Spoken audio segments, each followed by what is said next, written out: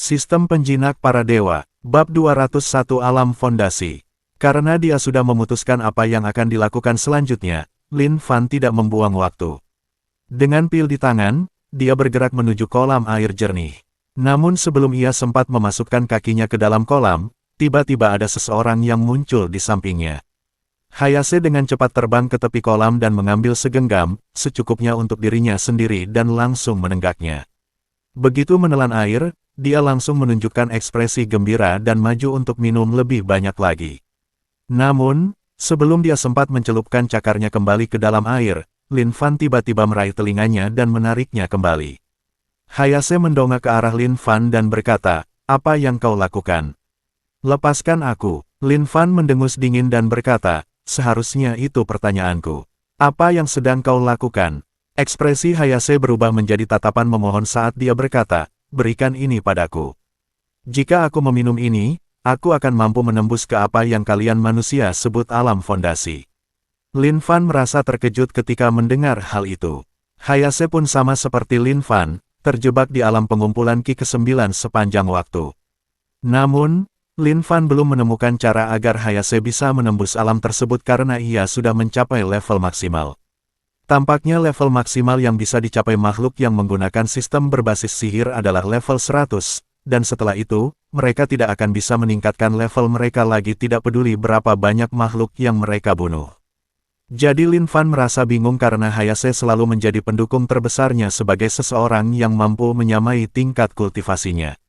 Tentu saja dia ingin Hayase juga berhasil menembus dan mencapai alam fondasi karena itu berarti mendapatkan pendukung kuat lainnya untuk dirinya sendiri. Tetapi dia tidak pernah menemukan cara untuk melakukannya. Sekarang setelah Hayase mengatakan bahwa dia akan mampu mencapai terobosan jika meminum air dari kolam ini, adalah sebuah kebohongan untuk mengatakan bahwa Lin Fan tidak tergoda oleh hal ini.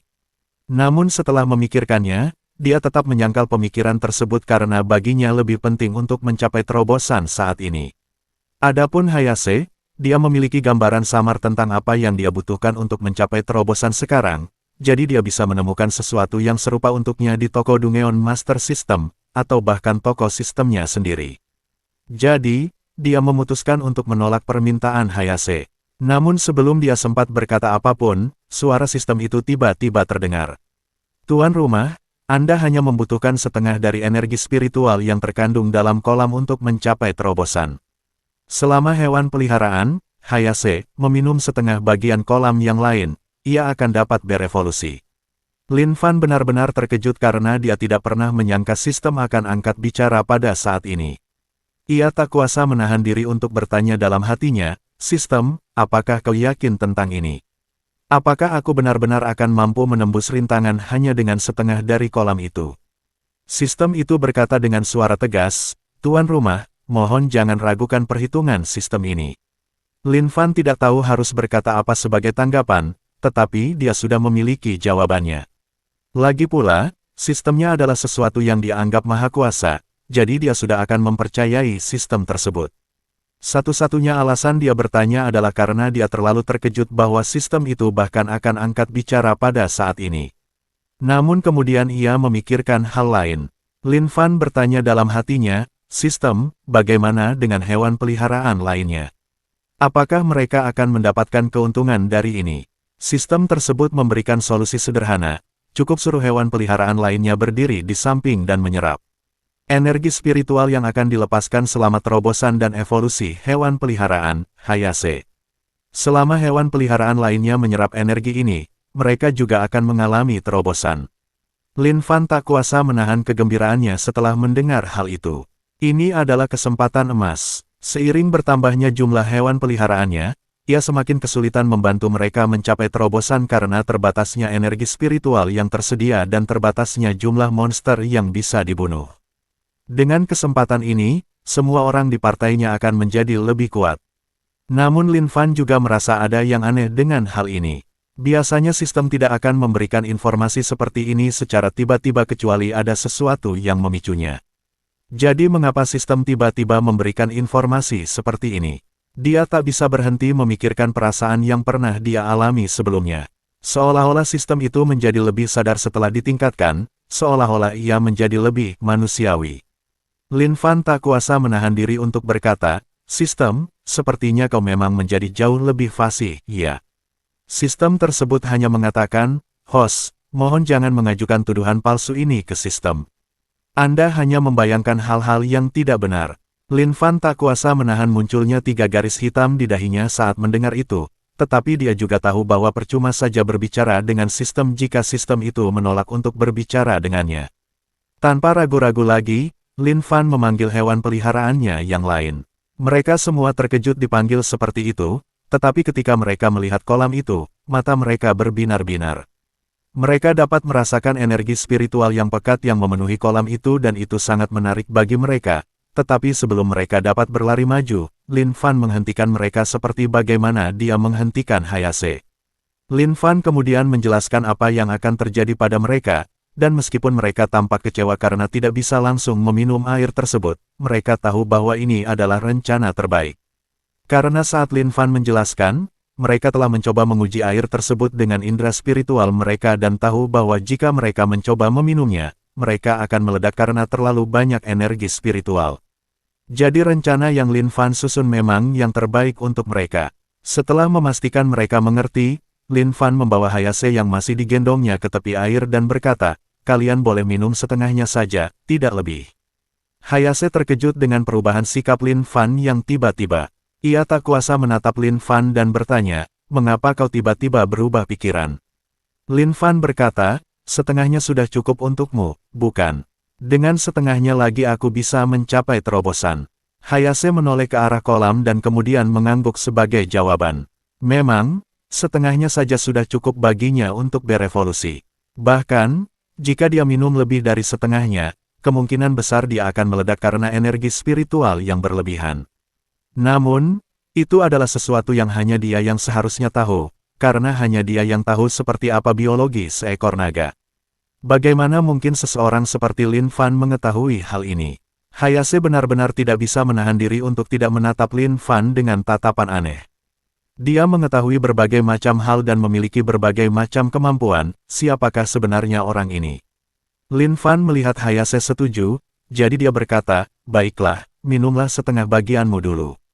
Kemudian aku akan menggunakan sisanya untuk mencapai terobosan." Kata-kata itu membuyarkan lamunan Hayase, dan dia mengangguk sebelum terbang menuju kolam. Dia menundukkan kepala dan mulai minum langsung dari kolam. Tegukan pertama dipenuhi dengan rasa energi spiritual yang membuatnya ketagihan, jadi dia mulai meneguknya dengan cepat setelah menyesap tegukan pertama itu. Hayase terus meminum air kolam itu semakin banyak, dan saat dia minum, permukaan air kolam terlihat semakin turun. Hayase terus seperti itu sampai akhirnya dia tidak bisa minum lagi dan dia duduk kembali sebelum bersendawa sambil menggosok perutnya yang kenyang.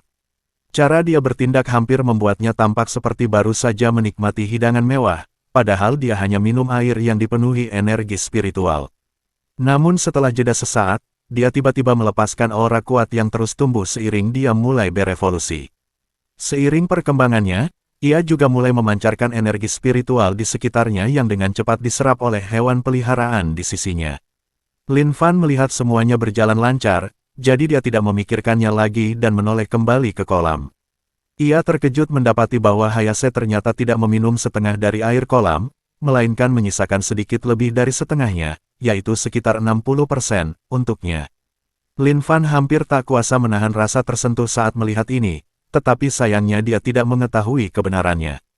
Bukan karena Hayase tidak mau minum setengahnya dan menyisakan sedikit untuknya, tetapi Hayase sudah tidak sanggup minum air itu lagi. Yang mengejutkan Hayase adalah konsentrasi energi spiritual di dalam air itu ternyata jauh lebih besar dari yang dia duga. Jika dia mencoba meminumnya lebih banyak lagi, dipastikan dia akan meledak. Jadi bukan berarti dia menyisakan lebih banyak untuk Lin Fan, dia hanya sudah tidak sanggup minum lagi. Lin Fan berjalan ke tengah kolam dan hanya duduk bersila di sana, mengapung di permukaan kolam. Meskipun permukaan air sudah sedikit surut, dia tetap tidak bisa melihat dasar danau karena adanya zat seperti susu di dalam kolam tersebut. Tapi itu tidak penting baginya saat ini. Yang penting saat ini adalah menembus batasan. Lin Fan mengangkat pil pembangunan fondasi yang ada di tangannya, dan setelah menarik napas dalam-dalam, dia memasukkannya ke dalam mulutnya dan menelannya utuh. Awalnya tidak ada reaksi dari pil itu, tetapi kemudian muncul sensasi kuat yang berasal dari dalam dirinya.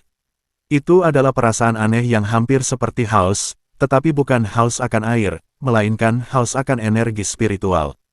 Seolah-olah ada sesuatu yang terpendam di dalam dirinya yang menguras seluruh energi spiritual yang ada di tubuhnya. Jika dia tidak mendapatkan lebih banyak energi spiritual, rasanya energinya akan benar-benar habis dalam hitungan detik. Maka tanpa ragu-ragu, Lin Fan mulai menyerap air dari kolam air jernih di sekitarnya. Saat air terserap ke dalam tubuhnya melalui pori-pori, ia merasa hausnya sedikit berkurang, tetapi masih jauh dari cukup. Jadi, ia menyerap lebih banyak air di sekitarnya, bahkan mencelupkan kepalanya ke dalam air dan langsung meminumnya untuk mendapatkan lebih banyak air ke dalam tubuhnya. Namun tetap saja, itu belum cukup. Dengan cara ini, Lin Fan terus menyerap semakin banyak energi spiritual dari air dan udara, tetapi pada saat yang sama, ia melepaskan sebagian energi tersebut kembali ketika ia tidak dapat menyerap semuanya, yang kemudian diserap oleh hewan peliharaannya. Bab 202 Warisan.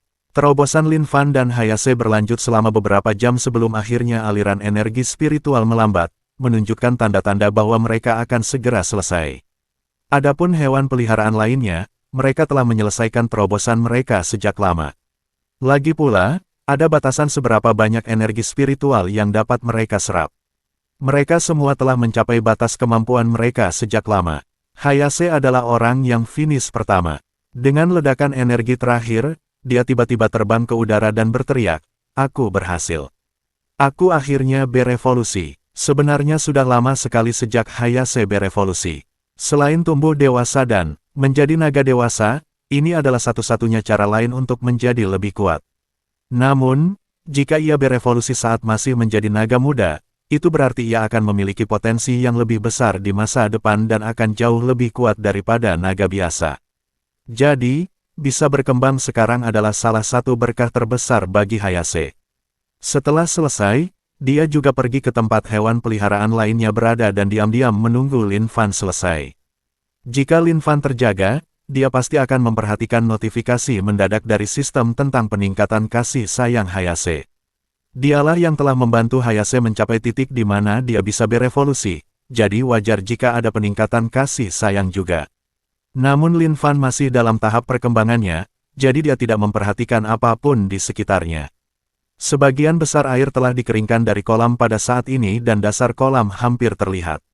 Namun, hal yang paling menarik perhatian adalah bola bercahaya yang berada di tengah kolam ini. Jelas dari aura yang dipancarkannya, itu bukanlah barang biasa. Pada akhirnya, Lin Fan mengeringkan seluruh air dari kolam, tetapi pada saat itu, dia juga siap untuk membuat terobosan. Setelah semua air dikeringkan, titik bercahaya di kolam itu ternyata adalah sebuah manik-manik. Tapi itu bukanlah hal yang paling mengejutkan. Hal paling mengejutkan yang terungkap adalah kerangka yang ditemukan di dasar kolam ini. Aura yang dipancarkan oleh kerangka ini juga memperjelas bahwa itu bukanlah hal yang biasa. Namun, Lin Fan tetap fokus pada terobosannya dan tidak memperhatikan apapun. Lin Fan akhirnya tidak lagi merasakan haus yang sama seperti sebelumnya karena ia dapat merasakan bahwa cadangan energi spiritual internalnya telah terisi penuh. Terlebih lagi, seolah-olah ada fondasi yang telah dibangun di dalam dirinya yang akan menampung kultivasinya di masa depan. Itulah dasar dari basis kultivasinya, itulah esensi dari alam dasar. Namun, fondasi yang dimilikinya berbeda dari fondasi seorang kultivator biasa. Fondasi Lin Fan memiliki 5 warna berbeda, masing-masing sesuai dengan salah satu dari 5 elemen. Tampaknya akar spiritualnya memiliki pengaruh pada fondasinya, tetapi itu bukanlah hal yang buruk. Itu hanya berarti bahwa akan lebih sulit bagi Lin Fan untuk mencapai terobosan karena dia membutuhkan lebih banyak energi spiritual, tetapi itu juga berarti bahwa dia akan jauh lebih kuat daripada kultivator biasa karena dia akan mampu memanfaatkan 5 elemen dengan energi spiritualnya. Saat hendak menerobos dan membuka matanya, Lin Fan tiba-tiba merasakan sesuatu yang aneh datang dari dantiannya. Bagian dantiannya yang mewakili elemen air, entah mengapa, bergetar. Lin Fan merasa gugup karena khawatir ini berarti terobosannya akan gagal, tetapi sebelum dia bisa melakukan apapun, getaran itu tiba-tiba berhenti dan sebuah bola biru muncul di dantiannya. Lin Fan tidak tahu dari mana bola biru ini tiba-tiba muncul, tetapi begitu muncul, dantiannya menjadi tenang dan dia merasakan ledakan energi memenuhi dirinya. Tidak butuh waktu lama sebelum terobosannya selesai dan dia membuka matanya. Saat membuka matanya, ia tak kuasa menahan keterkejutannya karena tepat di depannya ada kerangka. Dia tidak tahu dari mana kerangka ini berasal, tetapi keberadaannya yang begitu dekat dengannya sungguh menakutkan, jadi dia tidak bisa menahan diri untuk berdiri dan melompat keluar dari kawah yang dulunya dipenuhi kolam itu. Saat mendarat, ia menarik napas dalam-dalam untuk menenangkan diri dan menstabilkan kultivasinya sebelum menoleh ke hewan peliharaannya untuk bertanya tentang kerangka itu. Satu-satunya jawaban yang ia terima adalah bahwa tak satu pun dari mereka tahu dari mana asalnya dan bahwa kerangka itu telah berada di dasar kolam sepanjang waktu. Jadi Lin Fan menoleh ke belakang untuk melihat kerangka itu sejenak. Sebelum ia sempat melompat ke dalam kawah untuk memeriksa kerangka tersebut, Hayase tiba-tiba bertanya, apa yang terjadi dengan manik-manik yang ada di dasar kolam? Manik-manik itu tiba-tiba mengapung dan masuk ke dalam dirimu. Apakah kau merasakan sesuatu yang aneh? Manik-manik, Lin Fan tak kuasa mengulanginya dengan suara bingung sebelum tiba-tiba memahami sesuatu. Lalu dia bertanya, apa yang Anda maksud dengan manik-manik? Hayase menjelaskan bagaimana mereka menemukan sebuah manik-manik dan kerangka di dasar kolam ketika kolam itu mengering. Kemudian dia menjelaskan bagaimana manik-manik itu tiba-tiba mulai bergetar ketika kolam benar-benar kering dan kemudian terbang tepat ke dada Lin Fan sebelum menghilang. Lin Fan menghentikannya melanjutkan saat dia membuka jendela statusnya. Yang mengejutkannya, ia menemukan bahwa dalam statusnya, kini tercantum sesuatu yang disebut Clearwater Bed.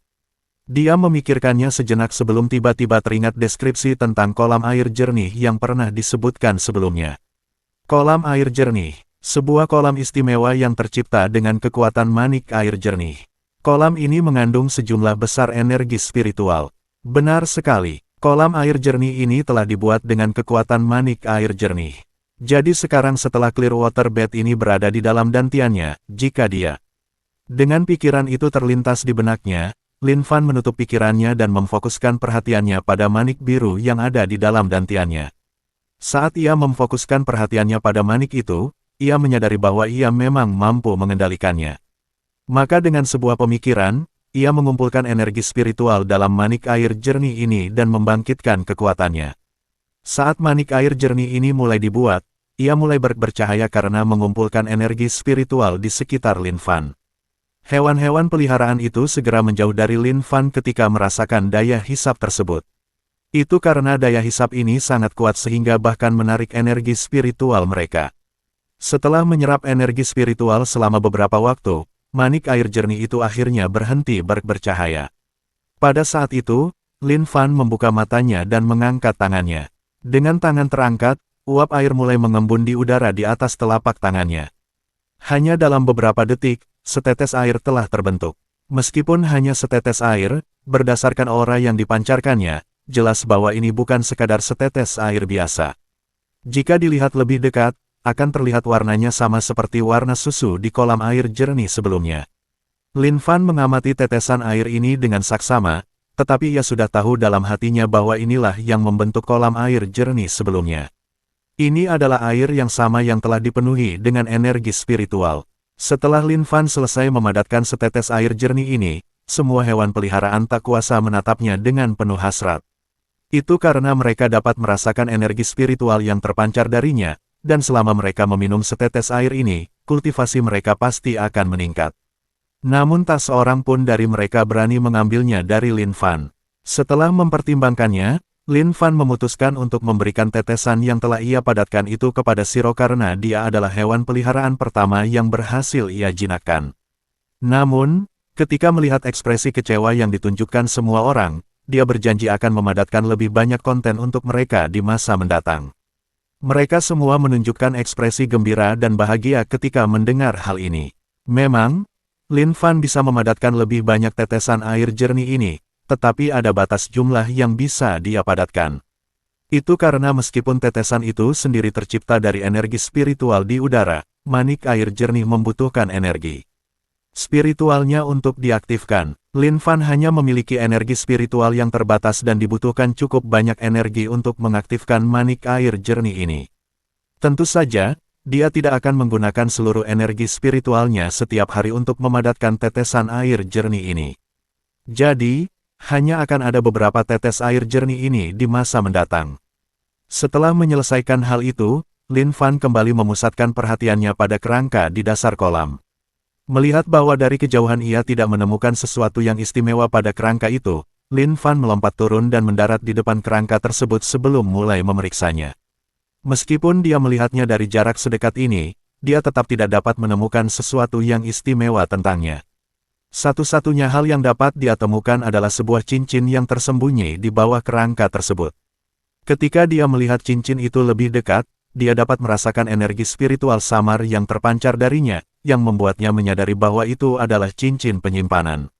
Namun sebelum dia sempat menggunakan indera spiritualnya untuk melihat apa yang ada di dalam cincin penyimpanan, dia tiba-tiba melihat sesuatu di dinding di belakang kerangka itu. Di belakang kerangka itu, ada sebuah pesan yang tertulis di dinding.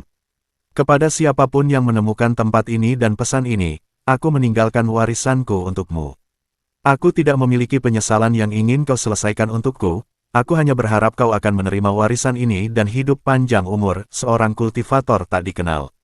Pesan itu sangat sederhana, tetapi Lin Fan terkejut karena biasanya dalam situasi seperti ini, warisan seperti ini akan melibatkan semacam ujian atau cobaan.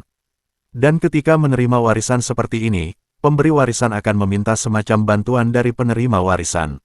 Namun, ini adalah warisan yang tidak disertai syarat apapun.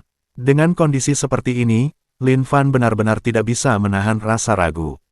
Namun, tidak masalah jika dia ragu karena memang tidak ada hal lain yang bisa dia temukan di sini. Setidaknya, hal itu menjawab pertanyaan-pertanyaan yang selama ini ada di benaknya.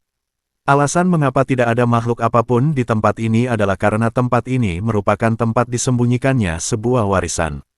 Orang yang meninggalkan warisan ini tentu saja tidak ingin binatang buas, serangga, atau makhluk lain menghancurkan warisannya, jadi mereka pasti meninggalkan sesuatu yang akan mencegah semua itu masuk. Adapun kolam dan manik-manik itu, semuanya pasti juga merupakan bagian dari warisan. Karena Lin Fan telah menggunakan warisan itu untuk membantunya dan Hayase menembus ke alam dasar, dia tidak punya pilihan selain menerima sisa warisan tersebut. Jika memang ada sesuatu yang mencurigakan dalam warisan ini, dia pun tidak punya pilihan selain bertanggung jawab atasnya. Dia harus bertanggung jawab atas tindakannya. Setelah memutuskan hal itu, Lin Fan pun memutuskan untuk mengambil cincin penyimpanan juga.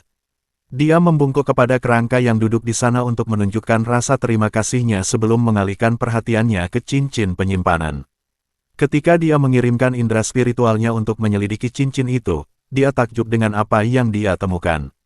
Bab 203 Sepatu Bot Giok Hijau. Ketika dia mengirimkan indera spiritualnya ke dalam, dia menemukan bahwa cincin itu sebagian besar kosong.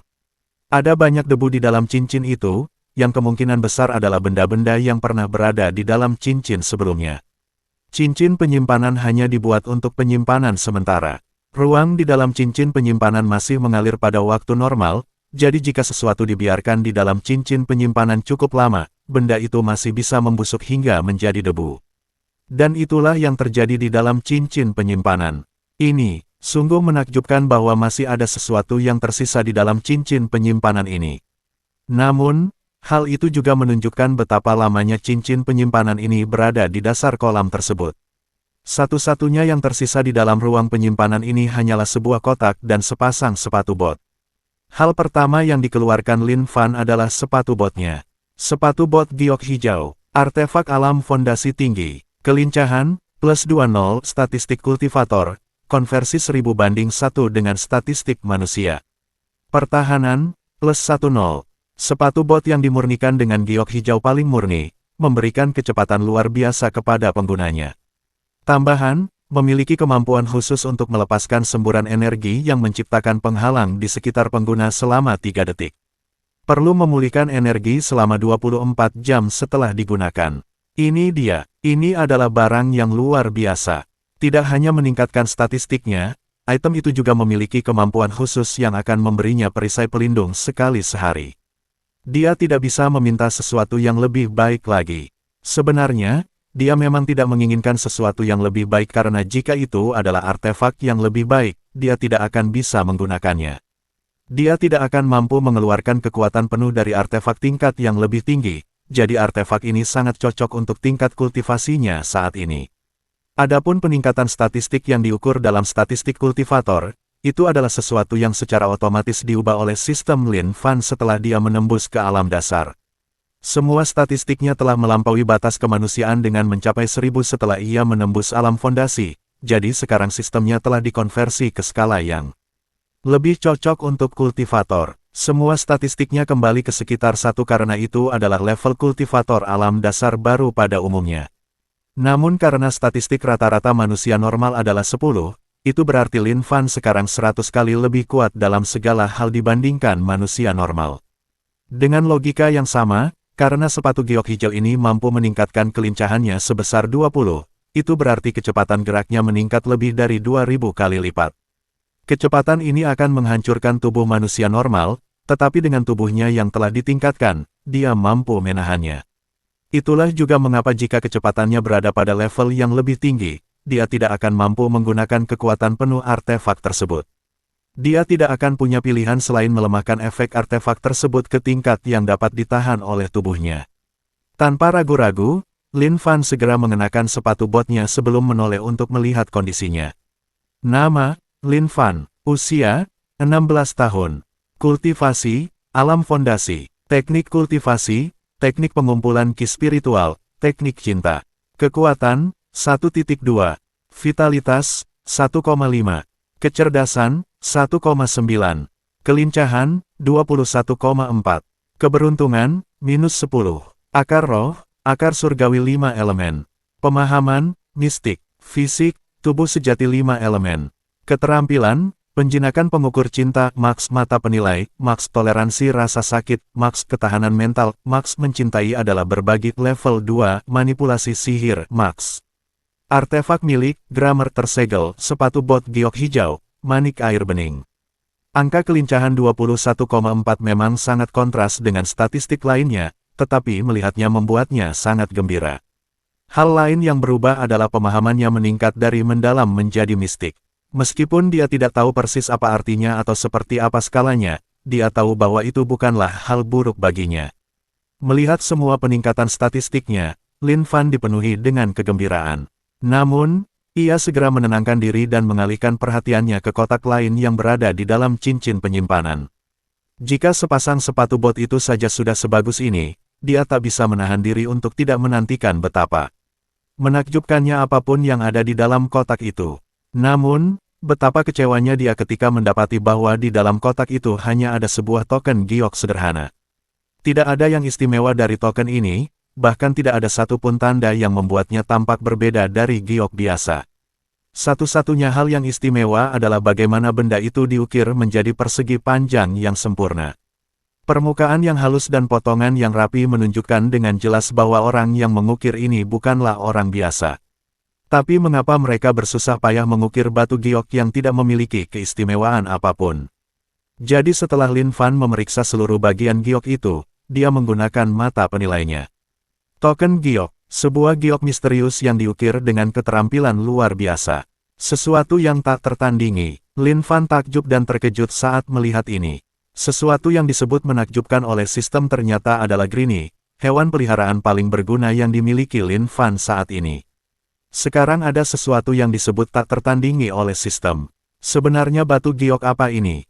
Dengan pemikiran itu, Lin Fan memutuskan untuk menyimpan token giok ini di ruang penyimpanan hewan peliharaan untuk melihat apakah akan ada reaksi. Namun, begitu token giok itu memasuki ruang penyimpanan hewan peliharaan, yang terjadi hanyalah token itu tergeletak di sana. Tidak ada satupun notifikasi yang muncul. Merasa sedikit kecewa, Lin Fan tidak punya pilihan selain meninggalkan token giok itu di ruang penyimpanan hewan peliharaan karena tidak ada yang bisa dia lakukan dengannya sekarang. Dia yakin bahwa dia akan dapat menemukan kegunaan untuk sistem itu pada akhirnya selama dia masih memilikinya. Hal terpenting baginya saat ini adalah mencari cara untuk keluar dari tempat ini. Beberapa jam telah berlalu, jadi seharusnya aman baginya untuk keluar dari sini sekarang, tetapi dia masih ingin memastikan, jadi dia mengirimkan boneka-boneka Greenie. Seperti yang dia duga, gua itu telah benar-benar dikosongkan. Namun, yang mengejutkannya, ia menemukan jasad ketua tim Sen, anak buahnya, dan keluarga mereka. Tampaknya pertikaian internal di dalam persekutuan tentara bayaran benar-benar begitu sengit sehingga mereka tega membunuh sekelompok kultivator tingkat tinggi seperti ini. Namun, itu bukanlah sesuatu yang bisa dia lakukan. Bahkan, itu adalah hal yang baik karena persekutuan tentara bayaran melemahkan diri mereka sendiri tanpa dia melakukan apapun. Satu-satunya hal yang mengkhawatirkan adalah jika mereka bersedia membunuh orang-orang ini, mereka pasti memiliki sesuatu yang dapat menggantikan mereka, atau mereka tidak akan melakukannya dengan begitu tegas. Tidak sulit untuk menebak bahwa itu adalah makhluk chimera yang mereka ciptakan. Sebelum pergi, Lin Fan menoleh ke arah kerangka itu dan membungkuk sekali lagi sebelum berkata, "Terima kasih atas segalanya." Lalu tanpa menoleh ke belakang, dia kembali melalui jalan yang sama. Saat dia meninggalkan tempat itu, yang tidak dia sadari adalah kerangka itu tiba-tiba memperlihatkan senyumannya. Kemudian dengan pusaran energi, kulit dan organ kerangka itu tiba-tiba mulai muncul. Awalnya hanya berupa gumpalan daging merah, tetapi segera muncul kulit yang menutupi daging merah tersebut dan jubah putih muncul di atas kulit sehingga dia tidak telanjang. Setelah semuanya selesai, muncullah seorang pemuda tampan berjubah putih. Pemuda tampan berjubah putih itu berdiri dan menatap ke arah Lin Fan pergi dalam diam. Setelah sekian lama, akhirnya dia berkata, "Jadi, orang yang ditakdirkan telah muncul. Sepertinya aku tidak bisa berdiam diri di sini lebih lama lagi." Dia mendongak ke langit-langit di atasnya, lalu dengan semburan energi, pemuda tampan itu menghilang dari tempat tersebut. Lin Fan melanjutkan perjalanan kembali ke tempat dia. Jatuh ke dalam gua ini, lalu menggunakan mantra terbangnya, dia melayang kembali ke tempat dia jatuh. Di sekelilingnya terdapat mayat ketua tim Sen, anak buahnya, dan keluarga mereka, tetapi dia tidak memperhatikannya. Mereka berasal dari persekutuan tentara bayaran dan dia tidak mengenal mereka, jadi dia tidak memiliki kewajiban untuk menguburkan mereka. Namun sebelum ia sempat melangkah, terjadi guncangan dari bawahnya. Yang mengejutkan Lin Fan, tiba-tiba muncul retakan di tanah di bawah kakinya. Retakan ini dengan cepat menyebar ke seluruh tanah sebelum membentuk pola seperti jaring laba-laba.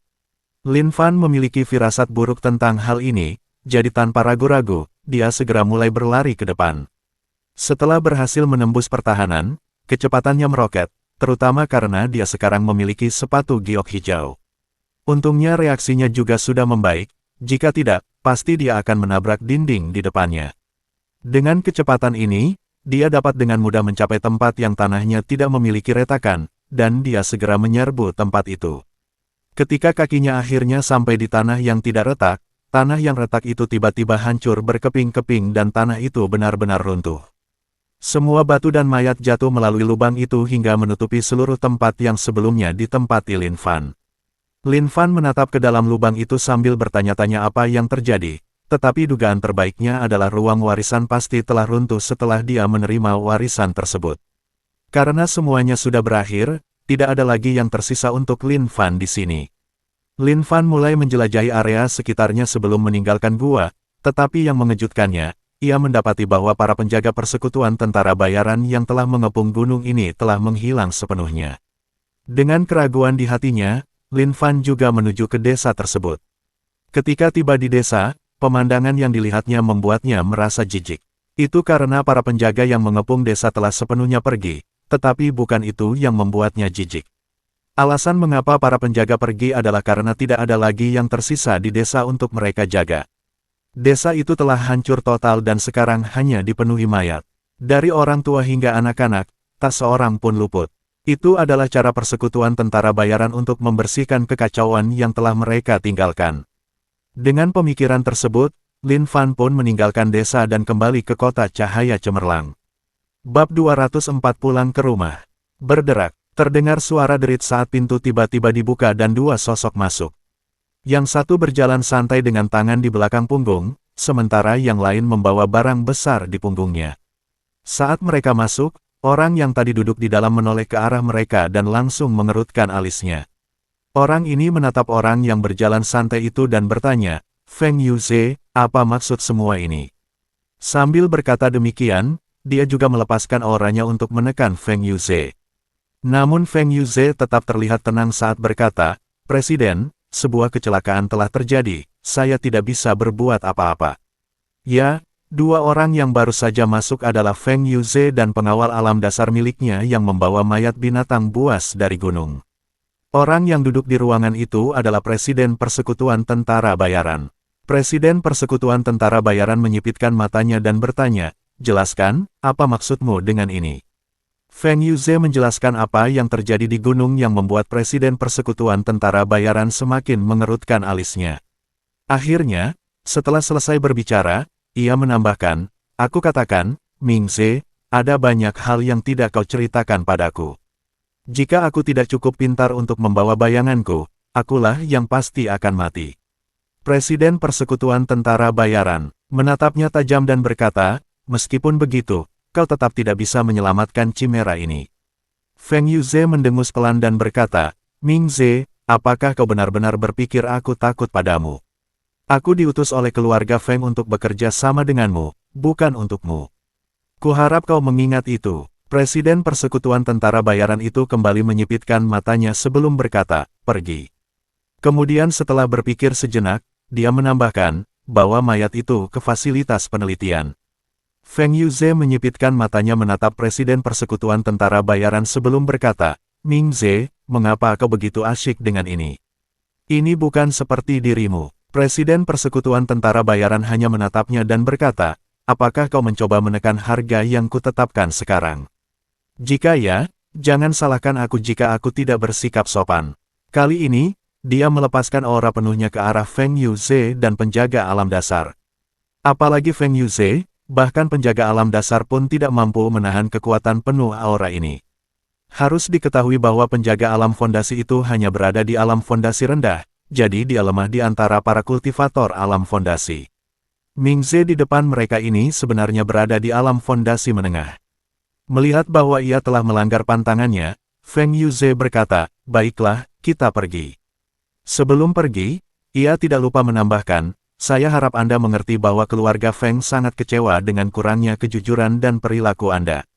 Meskipun berbicara dengan nada mengancam, Feng Yuze juga segera meninggalkan ruangan ini. Presiden Persekutuan Tentara Bayaran tidak mengatakan apapun. Bukan karena dia takut akan ancaman Feng Yuze, tetapi keluarga Feng di belakangnya memang cukup merepotkan. Keluarga Feng ini adalah keluarga yang merupakan bagian dari sebuah sekte yang terdiri dari 4 keluarga, jadi mereka memiliki kekuatan di dalam sekte tersebut. Jika mereka menggunakan kekuatan sekte ini untuk melawannya, itu memang akan merepotkan. Jadi, dia ingin tetap menjaga hubungan baik dengan mereka jika memungkinkan. Setelah mereka pergi, Presiden Persekutuan Tentara Bayaran tak kuasa menahan diri untuk membuka laci mejanya dan melihat ke dalamnya. Setelah terdiam cukup lama, ia berkata, "Hampir siap. Asalkan ini berhasil, kalian akan sembuh." Dia memejamkan mata dan tetap di sana untuk waktu yang lama. Ketika akhirnya dia membuka matanya dipenuhi dengan tekad dan pancaran kekejaman. Dia mengetuk sesuatu di mejanya dan beberapa detik kemudian, seseorang muncul dari dinding di belakangnya. Orang ini berpakaian serba hitam dan tidak mengucapkan sepatah kata pun saat berlutut di belakang Presiden Persekutuan Tentara Bayaran. Presiden Persekutuan Tentara Bayaran awalnya tidak mengatakan apapun, ia hanya menatap selembar kertas di depannya. Setelah lama terdiam, ia mengambil kertas itu dan menyerahkannya kepada orang berpakaian hitam tersebut. Lalu dia berkata dengan suara berat, bahwa ini ke laboratorium penelitian dan minta mereka menganalisisnya. Orang berbaju hitam itu hanya mengambil selembar kertas itu tanpa mengucapkan sepatah kata pun dan menghilang dengan cara yang sama seperti saat ia datang. Di selembar kertas itu terdapat catatan tentang penyembuhan supranatural yang dialami Chimera tersebut. Dia juga terkejut ketika mendengar Feng Yuze menceritakan hal ini karena ini bukanlah sesuatu yang pernah dia dengar sebelumnya. Ini seharusnya merupakan mutasi baru pada Chimera yang belum pernah mereka perhatikan sebelumnya. Namun, ini juga merupakan jenis mutasi yang diinginkan Mingze karena akan membawanya lebih dekat untuk mencapai tujuannya. Selama dia bisa mencapai tujuannya, semuanya akan sepadan. Ketika Lin Fan kembali ke kota cahaya cemerlang, hari sudah malam. Para penjaga terkejut melihat Lin Fan. Perangkat mereka mampu mendeteksi kultivator tingkat tinggi, tetapi tidak akan berfungsi lagi begitu orang tersebut mencapai alam dasar. Fakta bahwa perangkat itu tidak lagi berfungsi melawan Lin Fan berarti dia benar-benar berhasil menembus batasan. Mereka tak kuasa menahan rasa terkejut karena melihat betapa mudanya dia. Setelah memastikan bahwa dia berada di alam fondasi, para penjaga dengan cepat mengisi laporan baru dan mengirimkannya ke kediaman penguasa kota. Penguasa kota yang menerima laporan ini terkejut mendengar bahwa seorang kultivator alam fondasi telah muncul di kotanya, tetapi dia hanya membiarkannya saja karena memang sudah biasa bagi kultivator alam fondasi untuk muncul. Itu hanya karena dia sama sekali tidak mengenali nama Lin Fan dan dia masih fokus pada proyek yang sedang dia kerjakan bersama Persekutuan Tentara Bayaran. Dia telah menerima informasi tentang mutasi baru pada Chimera dan dia terlalu sibuk dengan hal itu sehingga tidak mengkhawatirkan seorang kultivator alam dasar yang memasuki kotanya. Selama kultivator alam dasar itu tidak melakukan sesuatu yang mengganggu rencananya, dia tidak peduli padanya. Sayang sekali Lin Fan memang berencana untuk mengganggu rencananya. Dia tidak menyadari bahwa dia baru saja merugikan dirinya sendiri. Setelah Lin Fan melewati gerbang, hal pertama yang dilakukannya adalah menuju ke toko. Karena hari sudah malam, para staf masih berada di toko, termasuk Ouyang Qian. Ketika Ouyang Qian melihat Lin Fan di sana, dia menjatuhkan papan catatan di tangannya dan berlari menghampirinya, memeluknya sambil berkata dengan berlinang air mata, "Tuan muda, Anda baik-baik saja. Saya khawatir sesuatu telah terjadi pada Anda." Lin Fan menunjukkan ekspresi canggung, tetapi ada perasaan hangat yang memenuhi hatinya. Dia menepuk punggungnya dan berkata, "Aku baik-baik saja, jangan khawatir." Ouyang Qian telah mengamati situasi di desa air jernih sepanjang waktu. Ketika dia mendengar bahwa Persekutuan Tentara Bayaran telah mundur dan desa itu telah dibantai habis oleh makhluk roh misterius, dia tahu bahwa Persekutuan Tentara Bayaran jelas telah menyelesaikan rencana mereka di daerah tersebut. Namun, fakta bahwa Lin Fan belum kembali pasti berarti sesuatu telah terjadi padanya. Dia merasa khawatir sepanjang waktu dan telah mengirim orang-orangnya untuk mencarinya, tetapi mereka sama sekali tidak berhasil membawa kembali informasi apapun. Dia merasa bersalah karena dialah yang pertama kali memintanya untuk pergi, jadi dia benar-benar tidak tahu bagaimana perasaannya jika sesuatu terjadi padanya. Saat melihatnya masuk melalui pintu, batu yang selama ini membekas di hatinya akhirnya runtuh dan dia meluapkan semua emosinya sambil berlari menghampirinya. Lin Fan menghiburnya selama beberapa menit sebelum menceritakan apa yang terjadi di Gunung Air Jernih. Ouyang Qian langsung mengerutkan alisnya setelah selesai mendengarkan, dan setelah terdiam cukup lama, dia bertanya, "Tuan muda, apa rencana Anda sekarang?" Lin Fan juga berpikir sejenak sebelum berkata, "Kurasa sebaiknya aku bersembunyi dulu karena mereka tidak tahu aku masih hidup. Apalagi, mereka pasti akan menguntitku setelah kejadian itu. Jadi kita harus memanfaatkan waktu ini untuk berkumpul kembali dan mengumpulkan lebih banyak informasi." Ouyang Qian mengangguk setuju sebelum berkata, "Kalau begitu, sebaiknya kau pulang saja." Luer dan Laner sangat khawatir. Lin Fan mengangguk sebelum berdiri untuk pergi, tetapi dia terkejut mendapati Ouyang Qian ikut bersamanya. Dia tak kuasa menatapnya dengan tatapan aneh. Ouyang Qian tentu saja menyadari hal ini dan berkata, "Aku juga sudah selesai bekerja untuk hari ini." Itu adalah respons sederhana dan tanpa penjelasan sama sekali, tetapi inilah respons yang dia berikan kepada Lin Fan. Melihat itu, Lin Fan menggelengkan kepalanya sambil tersenyum getir sebelum memimpin jalan kembali ke kediaman.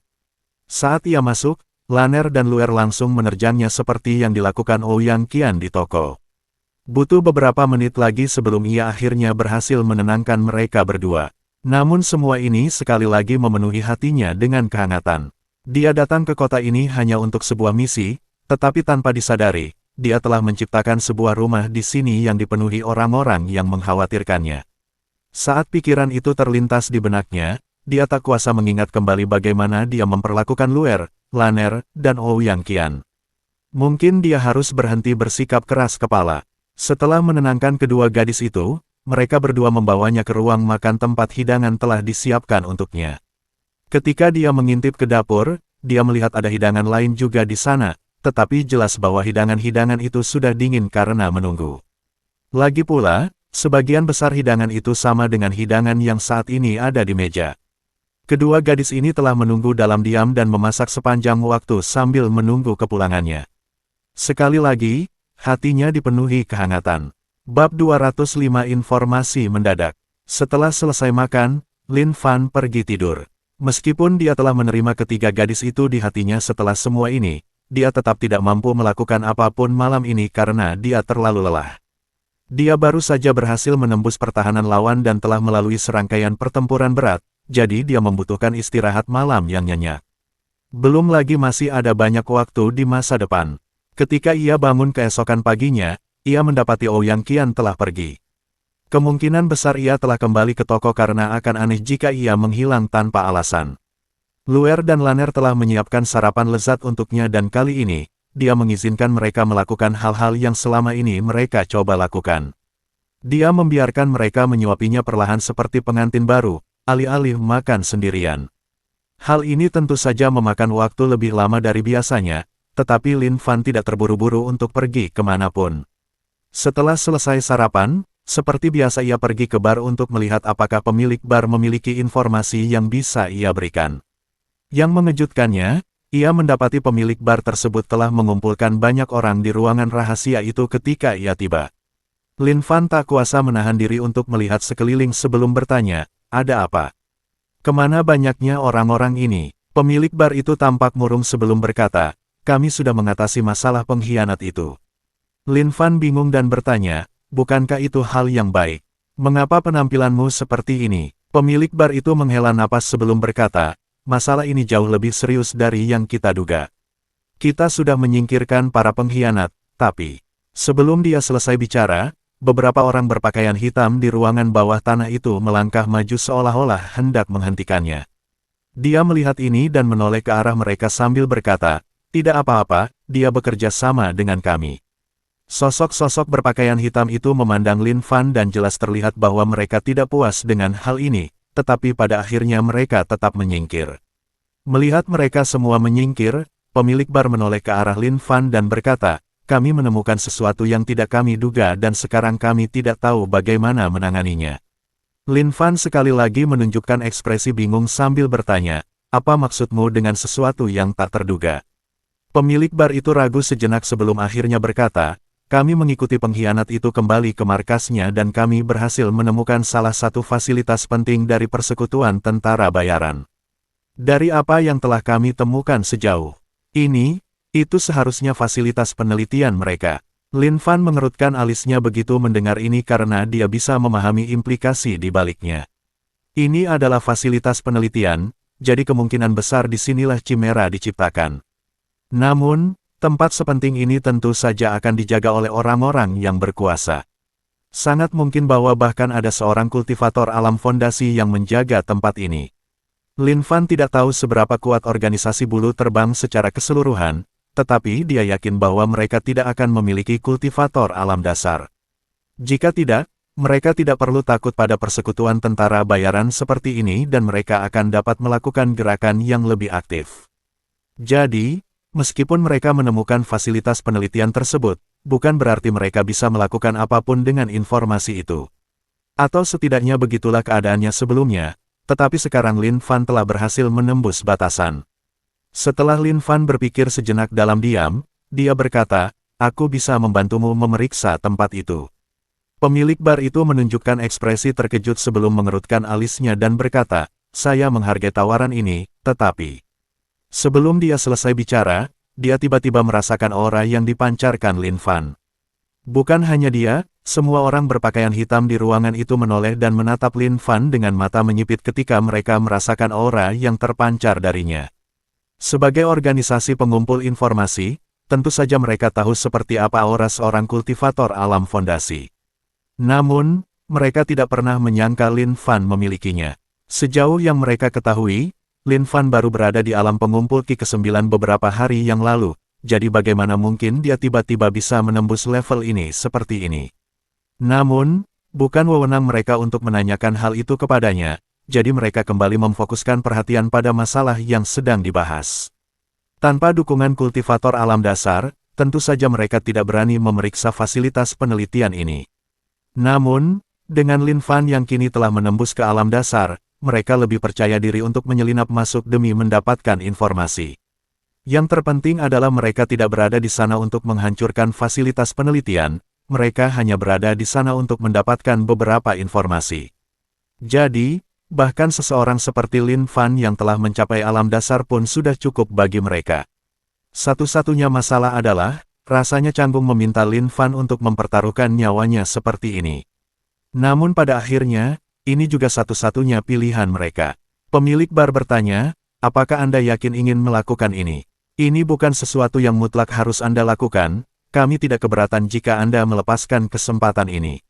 Lin Fan menggelengkan kepalanya, tidak, ini penting, jadi mari kita lakukan ini.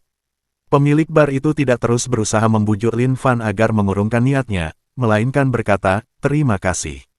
Setelah itu, dia mengeluarkan semua informasi yang mereka miliki tentang fasilitas penelitian ini. Jika mereka membiarkan Lin Fan mengambil risiko ini untuk mereka, tidak memberikan semua informasi yang mereka miliki kepadanya akan dianggap sebagai hal yang memalukan bagi mereka sebagai organisasi pengumpul informasi. Fasilitas penelitian ini tentu saja berada di tempat yang bukan di dalam kota. Namun, yang mengejutkan Lin Fan, fasilitas penelitian ini sebenarnya sangat dekat dengan gunung air jernih, hanya beberapa kilometer jauhnya. Akan tetapi, jika dipikir-pikir, hal itu masuk akal karena akan sangat sulit bagi mereka untuk mengangkut makhluk-makhluk ini dalam jarak jauh. Akan jauh lebih mudah bagi mereka untuk mengangkut makhluk-makhluk itu ke desa-desa terdekat jika mereka ingin tetap tidak menarik perhatian. Fasilitas penelitian ini terletak di dalam gua di pegunungan, sehingga mereka tidak memiliki banyak informasi tentang bagian dalamnya. Mereka hanya melakukan survei di area sekitarnya setelah dipandu ke sana oleh pengkhianat tersebut. Jadi, meskipun mereka ingin memberikan informasi kepada Lin Fan, mereka tidak memiliki banyak informasi untuk diberikan. Lin Fan tidak keberatan karena yang dia butuhkan hanyalah lokasi pangkalan tersebut. Soal siapa yang akan ikut dengannya, Lin Fan tidak peduli. Bahkan, dia lebih suka jika tidak ada yang ikut dengannya sama sekali karena akan lebih mudah baginya jika dia bisa pindah sendirian. Meskipun pemilik bar khawatir karena hal ini, dia harus mengakui bahwa Lin Fan benar. Para ahli yang bekerja untuk organisasi bulu terbang paling tinggi hanya berada di alam pengumpul Ki ke-6. Mereka memang memiliki beberapa kultivator yang mahir bertarung, tetapi mereka tidak jauh lebih kuat, hanya berada di alam pengumpul Ki ke-8. Jadi mereka tidak akan banyak membantu Lin Fan jika terjadi perkelahian. Yang akan terjadi hanyalah mereka akan menjadi beban baginya. Karena tidak ada pilihan lain, pemilik bar terpaksa menyerahkannya kepada Lin Fan. Namun sebelum pergi, dia juga memberikan beberapa barang kepada Lin Fan. Ini adalah hal-hal yang bisa didapatkan Lin Fan dari sistemnya, tetapi itu akan menghabiskan poin atau DP, jadi lebih baik mendapatkannya secara gratis dari pemilik bar. Setelah mengambil barang-barang itu, tentu saja hal pertama yang harus dia lakukan adalah berbicara dengan kedua gadis di rumah dan satu gadis di toko. Meskipun terlihat khawatir, mereka tetap mengerti mengapa Lin Fan melakukan ini dan mendukungnya. Namun, bukan berarti mereka tidak khawatir akan keselamatannya, jadi mereka memintanya berjanji untuk kembali dengan selamat. Lin Fan menepuk kepala masing-masing dari mereka dan berjanji akan kembali. Setelah semua urusan itu selesai, Lin Fan meninggalkan kota itu sekali lagi. Ketika para penjaga di gerbang melihatnya pergi, mereka kembali merasa terkejut. Pemimpin para penjaga tak kuasa menahan diri untuk bertanya, "Kau sering keluar kota akhir-akhir ini? Apakah terjadi sesuatu?" Mereka tahu bahwa Lin Fan adalah seorang tentara bayaran setelah melihat surat izin tentara bayarannya ketika dia meninggalkan kota untuk pertama kalinya. Tetapi mereka tidak mendengar ada hal istimewa yang terjadi di sekitar kota selama waktu itu. Jadi tidak masuk akal jika Lin Fan sering keluar. Lin Fan dengan santai berkata, "Aku sedang menjalankan beberapa misi di daerah sekitar sini, jadi tidak ada yang aneh." Pemimpin penjaga itu menatap Lin Fan dalam diam selama beberapa detik sebelum mengangguk sebagai jawaban. Namun, ketika Lin Fan pergi, kepala pengawal membuat laporan tentang Lin Fan yang kemudian dikirimnya ke kediaman tuan kota. Sayang sekali penguasa kota begitu teralihkan perhatiannya oleh penemuan-penemuan baru tentang Chimera sehingga ia tidak sempat membaca laporan ini. Seandainya dia membacanya, dia mungkin bisa menyelamatkan dirinya dari banyak masalah. Bab 206 Fasilitas Penelitian 1. Lin Fan tidak langsung bergegas ke fasilitas penelitian karena hari masih terang saat dia tiba. Untuk menyusup ke tempat seperti ini, tentu saja lebih baik masuk di bawah kegelapan malam. Namun, ia baru menyadari kemudian bahwa keputusan ini akan menjadi bumerang baginya. Untuk saat ini, dia melakukan hal yang biasa, yaitu terlebih dahulu mencari di area sekitarnya untuk melihat apakah ada jalur pelarian yang bagus dan untuk melihat apakah ada penjaga yang mengepung tempat itu. Seperti yang dia duga, tidak ada penjaga yang ditempatkan di area sekitarnya. Lagi pula, Tempat ini adalah fasilitas penelitian rahasia dan penjaga yang ditempatkan secara acak di sekitar area tersebut akan menarik perhatian. Namun yang mengejutkan adalah tidak ada pengawasan di area sekitarnya. Biasanya, jika mereka tidak menggunakan penjaga, setidaknya mereka akan memiliki metode pengawasan tersembunyi untuk memastikan tidak terjadi hal yang tidak diinginkan. Namun, sama sekali tidak ada susunan pengawasan atau artefak tersembunyi. Ini bukan pertanda baik bagi Lin Fan. Ini berarti bahwa ada cukup ruang di pintu masuk gua sehingga mereka merasa cukup nyaman untuk tidak melakukan hal itu. Mereka akan menempatkan semua penjaga dan peralatan pengawasan mereka di pintu masuk, yang akan mempersulitnya untuk menyusup. Masih beberapa waktu sebelum malam tiba ketika dia selesai menjelajahi area tersebut, jadi dia memutuskan untuk melihat apakah dia bisa menemukan jalan lain untuk masuk ke dalam gua. Jika dia bisa menemukan jalan masuk dari belakang seperti yang telah dia lakukan di Gua Bandit, dia bisa menggali tepat di belakang mereka dan menghindari semua pertahanan yang pasti akan menunggunya. Sayangnya, persekutuan tentara bayaran sudah memikirkan hal ini dan mereka telah memastikan bahwa mereka tidak menggali terlalu dalam ke dalam gunung untuk menghindari terciptanya jalur lain yang dapat dilewati orang. Kemungkinan besar ada juga jalur pelarian rahasia, tetapi Lin Fan tidak punya waktu untuk mencari hal seperti itu. Jadi, dengan semua kemungkinan itu dikesampingkan, satu-satunya hal yang bisa dia lakukan adalah menuju ke pintu masuk gua dan melihat apakah dia bisa menyelinap masuk. Setidaknya, dia masih memiliki mantra ilusi yang tidak dimiliki orang lain. Setelah berhasil menembus level dan menstabilkan kultivasinya, ia mendapati bahwa kendalinya atas kekuatan sihir sebenarnya lebih baik dari sebelumnya. Ini kemungkinan besar adalah hasil dari peningkatan statistik kecerdasannya setelah menembus level tersebut. Jadi, meskipun dia tidak ingin menyombongkan diri, dia hampir yakin bahwa dia akan mampu menggunakan sihir ilusi untuk menipu seseorang bahkan di alam fondasi. Tentu saja, itu hanya akan terjadi pada seseorang di alam fondasi rendah seperti dirinya. Jika itu adalah seseorang dengan tingkat kultivasi yang lebih tinggi darinya, maka sangat kecil kemungkinan mantra itu akan berhasil. Hal itu karena, tidak seperti alam pengumpul ki, alam-alam kecil di alam fondasi memiliki kesenjangan yang jauh lebih besar di antara mereka. Alih-alih memiliki 9 tingkatan, alam fondasi hanya memiliki 3. Alam fondasi terbagi menjadi alam fondasi rendah, menengah, dan tinggi, dan setiap tingkatan ini memiliki jurang pemisah yang sangat besar dalam hal kekuatan dan keterampilan. Tentu saja, ada juga alam fondasi puncak, tetapi itu masih merupakan bagian dari alam fondasi tinggi. Berada di alam fondasi puncak berarti seseorang sudah hampir menembus alam pemadatan ki, yang memungkinkan mereka untuk mulai mengubah energi spiritual mereka ke tingkat berikutnya. Itu juga akan memungkinkan mereka untuk menjadi jauh lebih kuat daripada hanya berada di alam fondasi tinggi. Setelah berjalan-jalan sebentar dan tidak menemukan apapun, Lin Fan kembali ke pintu masuk gua dan diam-diam mengamati tanda-tanda pergerakan. Dia telah meninggalkan salah satu boneka Grini di pintu masuk sebelumnya untuk melihat apakah ada orang yang masuk atau keluar dari gua, tetapi sejauh ini, tampaknya tidak banyak orang yang datang ke tempat ini. Namun itu wajar karena tempat ini secara teknis adalah fasilitas penelitian rahasia. Akan aneh jika ada orang yang sering datang ke sini. Hanya mereka yang benar-benar memiliki urusan dengan tempat ini yang akan datang ke sini. Dan terlalu banyak orang yang datang ke sini justru akan membongkar kebobrokan tempat ini. Karena malam telah tiba, Lin Fan tak lagi menunda dan langsung menggunakan sihir ilusi untuk menyelimuti dirinya. Setelah mantra ilusi mengelilinginya, ia dengan hati-hati menuju ke pintu masuk. Sekalipun dia yakin tidak ada yang bisa melihatnya, tetap saja tidak ada salahnya untuk berhati-hati. Setelah berhasil masuk ke dalam gua, ia mendapati bahwa tidak ada apapun di sana. Hal pertama yang dilihatnya setelah memasuki gua sebenarnya adalah ruang terbuka luas yang memiliki beberapa jalur berbeda yang mengarah lebih dalam. Tentu saja, akan memakan terlalu banyak waktu baginya untuk menelusuri setiap jalur ini satu persatu, jadi dia mengirimkan boneka-boneka yang berbeda untuk menyusuri jalur-jalur tersebut. Boneka-boneka itu menyusuri setiap terowongan, tetapi yang mengejutkan Lin Fan, mereka mendapati bahwa tidak banyak yang bisa dilihat di setiap terowongan tersebut. Terowongan itu hanya berlanjut sebentar sebelum semuanya berujung pada jalan buntu.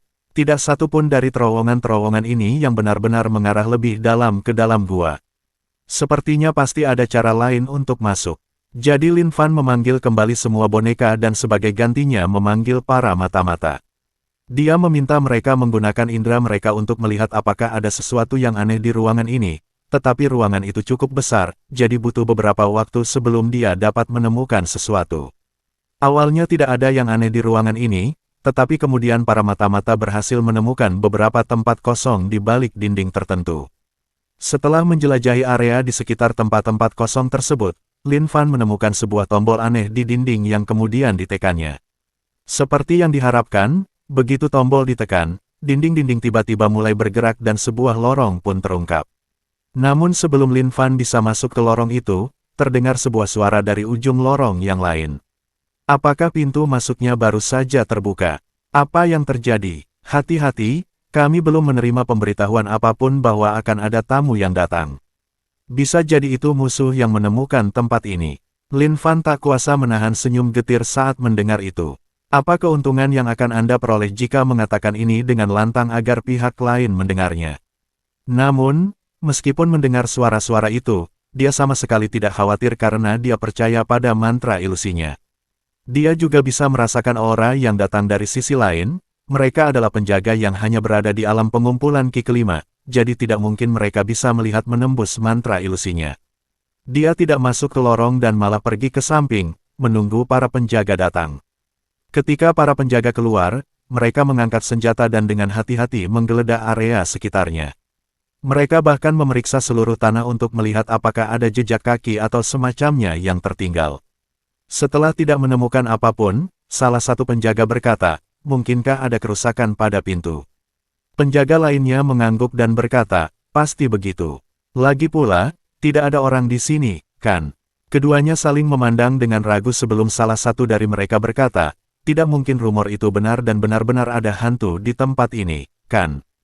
Penjaga lainnya dengan cepat menamparkan bagian belakang kepalanya, "Omong kosong apa yang kau bicarakan? Bagaimana mungkin ada hantu?" Meskipun suaranya tegas, tubuhnya sebenarnya gemetar dan ada sedikit rasa takut di wajahnya.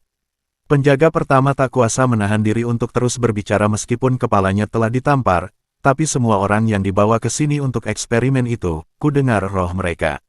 Sebelum dia selesai bicara, penjaga lainnya dengan cepat menutup mulutnya dan menatapnya tajam sambil berkata, "Apa kau benar-benar tidak tahu bagaimana caranya berbicara lebih pelan?" Tentu saja, ekspresi ketakutan di wajahnya semakin terlihat jelas. Melihat ini, penjaga pertama menunjukkan ekspresi mengerti dan berkata, "Oh, kemudian." Setelah jeda, dia bertanya, "Lalu apa yang harus kita lakukan dengan pintu itu?" Penjaga lainnya hanya berkata, "Kita akan melaporkan bahwa pintu itu rusak dan mereka akan mengirim seseorang untuk memeriksanya, tidak lebih, tidak kurang." Apakah Anda mengerti? Ini bukan ulah hantu atau semacamnya. Penjaga pertama mengangguk setuju sebelum kembali ke lorong. Penjaga lainnya melihat sekeliling sebelum mengikuti di belakangnya dan menutup pintu saat mereka masuk. Yang tidak mereka sadari adalah Lin Fan telah mengikuti di belakang mereka dan saat ini sedang berjalan turun bersama mereka. Ia tertarik saat mendengar cerita tentang hantu itu, tetapi setelah mengetahui bahwa itu hanya rumor, ia langsung kehilangan minat. Ketertarikannya kembali muncul setelah mendengar kata-kata lain yang diucapkan penjaga itu. Semua orang yang dibawa ke sini untuk eksperimen. Jelas bahwa tempat ini bukanlah tempat yang baik, kemungkinan besar disinilah sebagian besar Chimera diciptakan. Cara Lin Fan memandang para penjaga itu juga berubah. Orang-orang ini dengan sukarela mengikuti persekutuan tentara bayaran dan membantu mereka dalam eksperimen mereka, jadi jelas mereka bukan orang baik. Bahkan jika mereka dipaksa, fakta bahwa mereka dapat menerima perlakuan seperti itu terhadap sesama manusia. Lin Fan sudah mencoret kedua orang ini dari daftar targetnya untuk nanti, tetapi tentu saja dia tidak bisa membunuh mereka sekarang. Tujuan utamanya adalah untuk mengintai fasilitas penelitian ini dan menemukan informasi yang berguna. Membunuh para penjaga ini sekarang akan bertentangan dengan misi tersebut dan mempersulitnya. Jadi, dia menahan rasa jijiknya terhadap kedua orang itu dan fokus mengikuti mereka. Tidak butuh waktu lama bagi mereka untuk mencapai fasilitas utama. Lagi pula, tempat itu cukup dekat sehingga Lin Fan dapat mendengar suara mereka melalui lorong. Ketika mereka sampai di ujung lorong, ruangan di depan mereka terang benderang. Berpindah dari kegelapan ke ruangan yang terang benderang ini membuat Lin Fan terkejut, tetapi dia dengan cepat menyesuaikan diri dengan tingkat cahaya yang baru ini. Ketika dia melihat ruangan di sekitarnya, dia tidak bisa menahan rasa terkejutnya atas apa yang dilihatnya. Itu karena dinding batu gua sudah hilang dan dia berada di dalam ruangan ramping yang berdinding logam. Bab 207 Fasilitas Penelitian 2. Alasan mengapa dia terkejut terutama karena tembok-tembok ini. Ketika dia sampai di pintu masuk utama fasilitas penelitian ini, dia hampir mengira telah kembali ke bumi karena tempat ini tampak seperti salah satu fasilitas penelitian berteknologi tinggi dari bumi. Ini adalah dunia pertanian kuno di mana teknologi konstruksi masih sederhana. Bahkan menggunakan batu bata untuk membangun rumah dianggap mewah dan sebagian besar rumah biasa masih dibangun dengan kayu. Jadi, dari mana mereka mendapatkan teknologi untuk mempelajari cara membangun dengan logam? Teknologi Chimera dan fasilitas penelitian ini, bagaimanapun dia melihatnya, sepertinya ada yang janggal. Seolah-olah mereka telah menerima teknologi yang seharusnya tidak mereka miliki. Tetapi jika memang demikian, dari mana mereka mendapatkannya? Semakin dia memikirkannya, semakin dia bingung, jadi pada akhirnya, dia memutuskan untuk mengesampingkan semua itu dan fokus pada tugas yang ada di hadapannya. Setelah para penjaga tiba di pintu masuk utama, mereka segera kembali ke pos mereka di dekat tembok. Lin Fan mengabaikan mereka berdua dan mulai berjalan lebih dalam ke fasilitas penelitian, tetapi tempat ini terlalu besar. Pintu masuk utama saja memiliki beberapa jalan berbeda yang bisa ia lalui. Dia tidak bisa menggunakan boneka-bonekanya di sini seperti yang dia lakukan di gua karena jika boneka-boneka itu terlalu jauh darinya, dia tidak akan bisa mempertahankan mantra ilusi tetap aktif pada mereka. Tempat ini sangat canggih, jadi dia tidak yakin sistem pengawasan seperti apa yang ada di sini.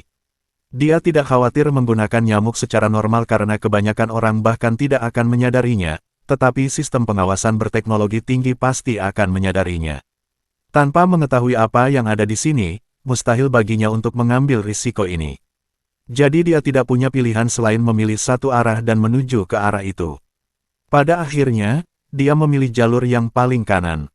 Logika yang dia gunakan adalah dia akan mulai dari sebelah kanan dan kemudian perlahan-lahan menyusuri setiap lorong sampai dia menjelajahi seluruh tempat ini. Sekarang setelah dia berhasil menembus pertahanan, dia mampu mempertahankan mantra ilusi itu lebih lama. Jadi dia tidak perlu khawatir akan tertangkap. Saat ia berjalan menyusuri lorong, ia menemukan bahwa ada lebih banyak hal yang familiar baginya. Lampu-lampu di sini, mereka tidak menggunakan obor atau lilin seperti bangunan biasa di dunia kultivasi kuno ini. Sebaliknya, mereka menggunakan lampu listrik yang tertutup, sehingga dia tidak bisa melihat dengan jelas seperti apa bentuk bohlamnya, tetapi dia yakin bahwa hal-hal seperti ini seharusnya tidak ada di dunia kultivasi. Dari mana mereka mendapatkan listrik? Terdapat juga lubang ventilasi di langit-langit yang darinya ia bisa merasakan hembusan angin.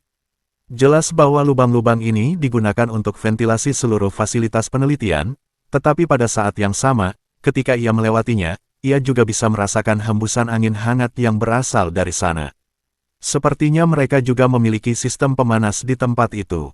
Seberapa banyak teknologi yang mereka miliki yang bukan berasal dari era ini? Saat ia berjalan menyusuri lorong itu, ia juga melihat banyak pintu berbeda yang berjajar di sepanjang lorong, tetapi ia tidak membuka satupun. Ia tidak tahu apa yang ada di balik pintu-pintu itu dan jika ia membukanya, ada kemungkinan ia akan mengungkapkan jati dirinya. Jadi satu-satunya pilihan yang dia miliki adalah terus berjalan sampai dia menemukan pintu yang terbuka atau menemukan seseorang untuk membukakan pintu untuknya. Namun, satu hal yang mengejutkannya adalah betapa panjangnya lorong ini. Bahkan setelah melanjutkan selama sekitar 10 menit, dia masih belum bisa menemukan ujung lorong ini. Namun, dia juga memperhatikan satu hal saat dia masuk lebih dalam. Aula tempat dia berada tampak seperti mengarah ke bawah dengan kemiringan tertentu. Seolah-olah aula itu semakin masuk ke dalam tanah. Namun, hal itu masuk akal ketika dia memikirkannya. Ketika dia mengikuti para penjaga ke pintu masuk utama, dia juga memperhatikan bahwa mereka menuju ke bawah. Adapun alasan mengapa mereka menuju ke bawah dan mengapa lorong yang dia lalui ini mengarah lebih dalam lagi, itu karena pangkalan ini adalah pangkalan bawah tanah. Pangkalan besar semacam ini akan terlalu mencolok di atas tanah, dan bahkan jika mereka membangunnya di dalam gunung, tidak akan ada cukup ruang untuk menyembunyikannya.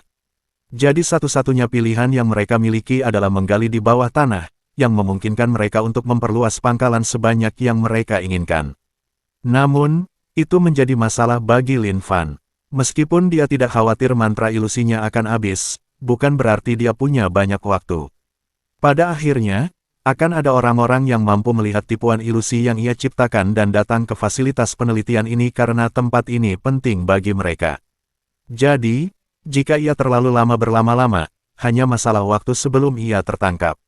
Dia mengira akan bisa dengan cepat menjelajahi tempat ini dan menemukan apa yang dicarinya, tetapi sekarang tampaknya dia telah sepenuhnya meremehkan ukuran tempat ini. Sebenarnya, apa yang sedang terjadi di sini? Lin Fan tak kuasa menahan gumamannya sendiri. Dia sudah terlalu jauh untuk mundur sekarang, jadi dia tidak punya pilihan selain melanjutkan perjalanan menyusuri lorong ini. Setelah 10 menit lagi, akhirnya dia menemukan tempat yang pintunya terbuka. Setelah mengintip dari samping, dia memastikan tidak ada orang di dalam ruangan. Baru kemudian dia masuk ke dalam ruangan, tetapi dia terkejut begitu melangkah masuk dan melihat dengan jelas apa yang ada di dalam ruangan itu. Di ruangan ini terdapat banyak toples kaca seukuran manusia, tetapi apa yang ada di dalam toples itu tidak bisa lagi disebut manusia. Makhluk-makhluk yang mengambang di dalam toples kaca itu mirip dengan chimera yang pernah dilihatnya sebelumnya, tetapi bentuknya tidak sesempurna chimera yang pernah dilihatnya. Mereka adalah manusia, tetapi pada saat yang sama, mereka bukanlah manusia. Mereka memiliki bentuk dasar manusia normal, tetapi di seluruh tubuh mereka terdapat berbagai bagian dari berbagai binatang buas. Berbeda dengan chimera yang pernah ditemui Lin Fan sebelumnya yang bentuknya seperti campuran binatang dan manusia, makhluk di dalam toples kaca ini memiliki berbagai bagian berbeda yang mencuat dari tubuh manusianya. Semua bagian itu bukan berasal dari binatang yang sama, seolah-olah belum diputuskan akan menjadi chimera jenis apa mereka nantinya. Menjijikkan. Itulah satu-satunya hal yang bisa dirasakan Lin Fan saat ini karena tidak ada emosi yang lebih kuat yang bisa dia rasakan. Butuh beberapa waktu baginya untuk pulih dari rasa jijik ini, dan kemudian dia mulai memperhatikan toples-toples tempat orang-orang itu dikurung. Lagi pula, jenis toples seperti ini sebenarnya tidak pernah ada di bumi.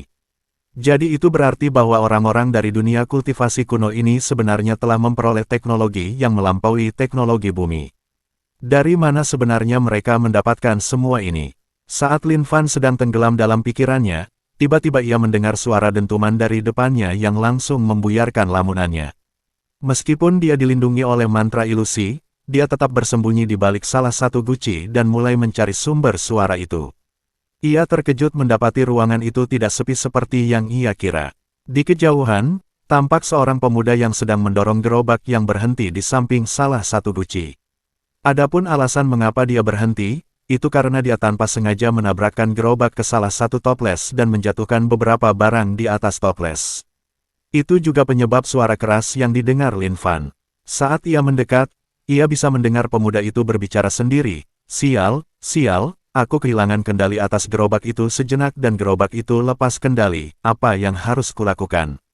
Apa yang harus kulakukan? Sampel penting itu hancur, aku pasti tamat." Lin Fan mungkin akan merasa simpati pada pemuda seperti ini jika berada di tempat lain, tetapi di tempat seperti ini, yang bisa dia rasakan hanyalah amarah dan jijik. Dia marah karena bahkan pemuda seperti itu bersedia bekerja di tempat seperti ini. Adapun rasa jijiknya, itu adalah rasa jijik yang sama yang dia rasakan sejak pertama kali menginjakkan kaki di tempat ini. Namun dia tidak melakukan apapun kepada pemuda ini karena dia tahu bahwa dia bisa memanfaatkan pemuda ini. Pemuda ini jelas-jelas hendak pergi ke suatu tempat dengan gerobak ini, dan setelah selesai membersihkan kekacauan di sini, dia akan dapat membawa Lin Fan ke tempat yang mungkin terdapat orang-orang penting atau dokumen-dokumen penting. Itu lebih baik daripada berkeliaran mencari barang sendirian seperti ayam tanpa kepala. Pemuda itu membutuhkan beberapa menit untuk membersihkan kekacauan yang telah ia buat, dan selama waktu itu, Lin Fan memeriksa gerobak yang dibawanya. Troli itu dipenuhi. Berbagai wadah berbeda yang berisi banyak cairan berbeda, tetapi Lin Fan berhasil melihat sekilas label yang ada di wadah-wadah tersebut. Seperti yang dia duga, semuanya adalah sampel dari eksperimen mereka. Itu berarti bahwa setiap cairan di sini dikumpulkan dari salah satu makhluk hibrida yang dibuat di sini. Hal ini justru membuat Lin Fan semakin jijik terhadap pemuda itu karena ia dengan sukarela mengangkut barang seperti itu. Setelah pemuda itu selesai membersihkan kekacauan yang dia buat, dia menaruh semuanya di troli dan menuju ke sisi ruangan yang berlawanan dengan tempat Lin Fan masuk. Ada pintu lain di sisi ini yang dia lewati dan dia melanjutkan menyusuri lorong di luar pintu ini sampai dia sampai di sepasang pintu besar. Dia mengeluarkan sebuah kartu dari jaket jas labnya dan menempelkannya pada sensor di dekat pintu, yang menyebabkan pintu-pintu itu tiba-tiba terbuka. Melihat ini, Lin Fan kembali mengerutkan alisnya, tetapi dia terus maju tanpa terganggu. Untuk saat ini, baginya lebih penting untuk fokus mengikuti perkembangan pemuda itu. Ketika dia melangkah melewati pintu-pintu besar itu, dia terkejut melihat apa yang ada di baliknya. Bab 208 Fasilitas Penelitian 3. Tepat di tengah ruangan, terdapat sebuah guci kaca raksasa seperti yang pernah dilihatnya sebelumnya, tetapi guci ini jauh lebih besar daripada guci-guci lainnya. Yang satu ini sangat besar sehingga benar-benar memenuhi bagian tengah ruangan. Tentu saja, sama seperti toples lainnya, toples ini juga tidak kosong. Namun, tidak seperti guci-guci lainnya, makhluk yang ada di dalam guci ini berukuran raksasa dan utuh. Makhluk ini tingginya lebih dari 10 meter dan memiliki tubuh lengkap yang merupakan perpaduan antara manusia dan binatang buas, bukan campuran yang tidak lengkap dari berbagai binatang buas dan manusia. Di depan toples itu, ada beberapa orang berjas lab yang tampak seperti peneliti dari fasilitas ini, yang sedang memeriksa beberapa kertas di atas meja di depan toples. Ada juga beberapa dari mereka yang bergerak di sekitar toples dan mengatakan sesuatu kepada orang-orang di meja, seolah-olah mereka sedang mengumpulkan data dan menyampaikannya kembali kepada mereka. Pemuda itu perlahan-lahan berjalan mendekat, seolah-olah dia takut berbicara dengan mereka. Namun, pada akhirnya, dia mendorong gerobak itu dan mereka memperhatikannya. Begitu mereka menyadarinya, beberapa peneliti menghampiri gerobak itu.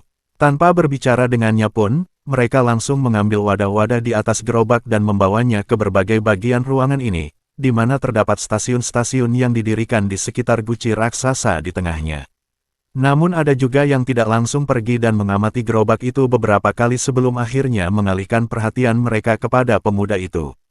Salah seorang dari mereka bertanya, "Di mana sampel yang saya minta?" Pemuda itu sedikit menundukkan kepalanya dan hanya terdiam. Melihat ini, orang yang berbicara sebelumnya menjadi kesal dan bertanya lagi, "Di mana itu?" Pemuda itu tidak punya pilihan selain angkat bicara setelah ditegur seperti itu. Ia berkata dengan suara ragu-ragu, saya tidak sengaja menjatuhkannya dalam perjalanan ke sini." Setelah mengatakan itu, dia meraih ke dalam sebuah kompartemen di gerobak dan menarik keluar wadah yang rusak tersebut. Ketika peneliti itu melihat ini, dia mendengus dingin lalu mengambilnya tanpa mengucapkan sepatah kata pun. Sebaliknya, dia berjalan menghampiri salah satu orang yang merupakan bagian dari kelompok peneliti utama dan mengangkat wadah itu sebelum mengatakan beberapa hal kepadanya.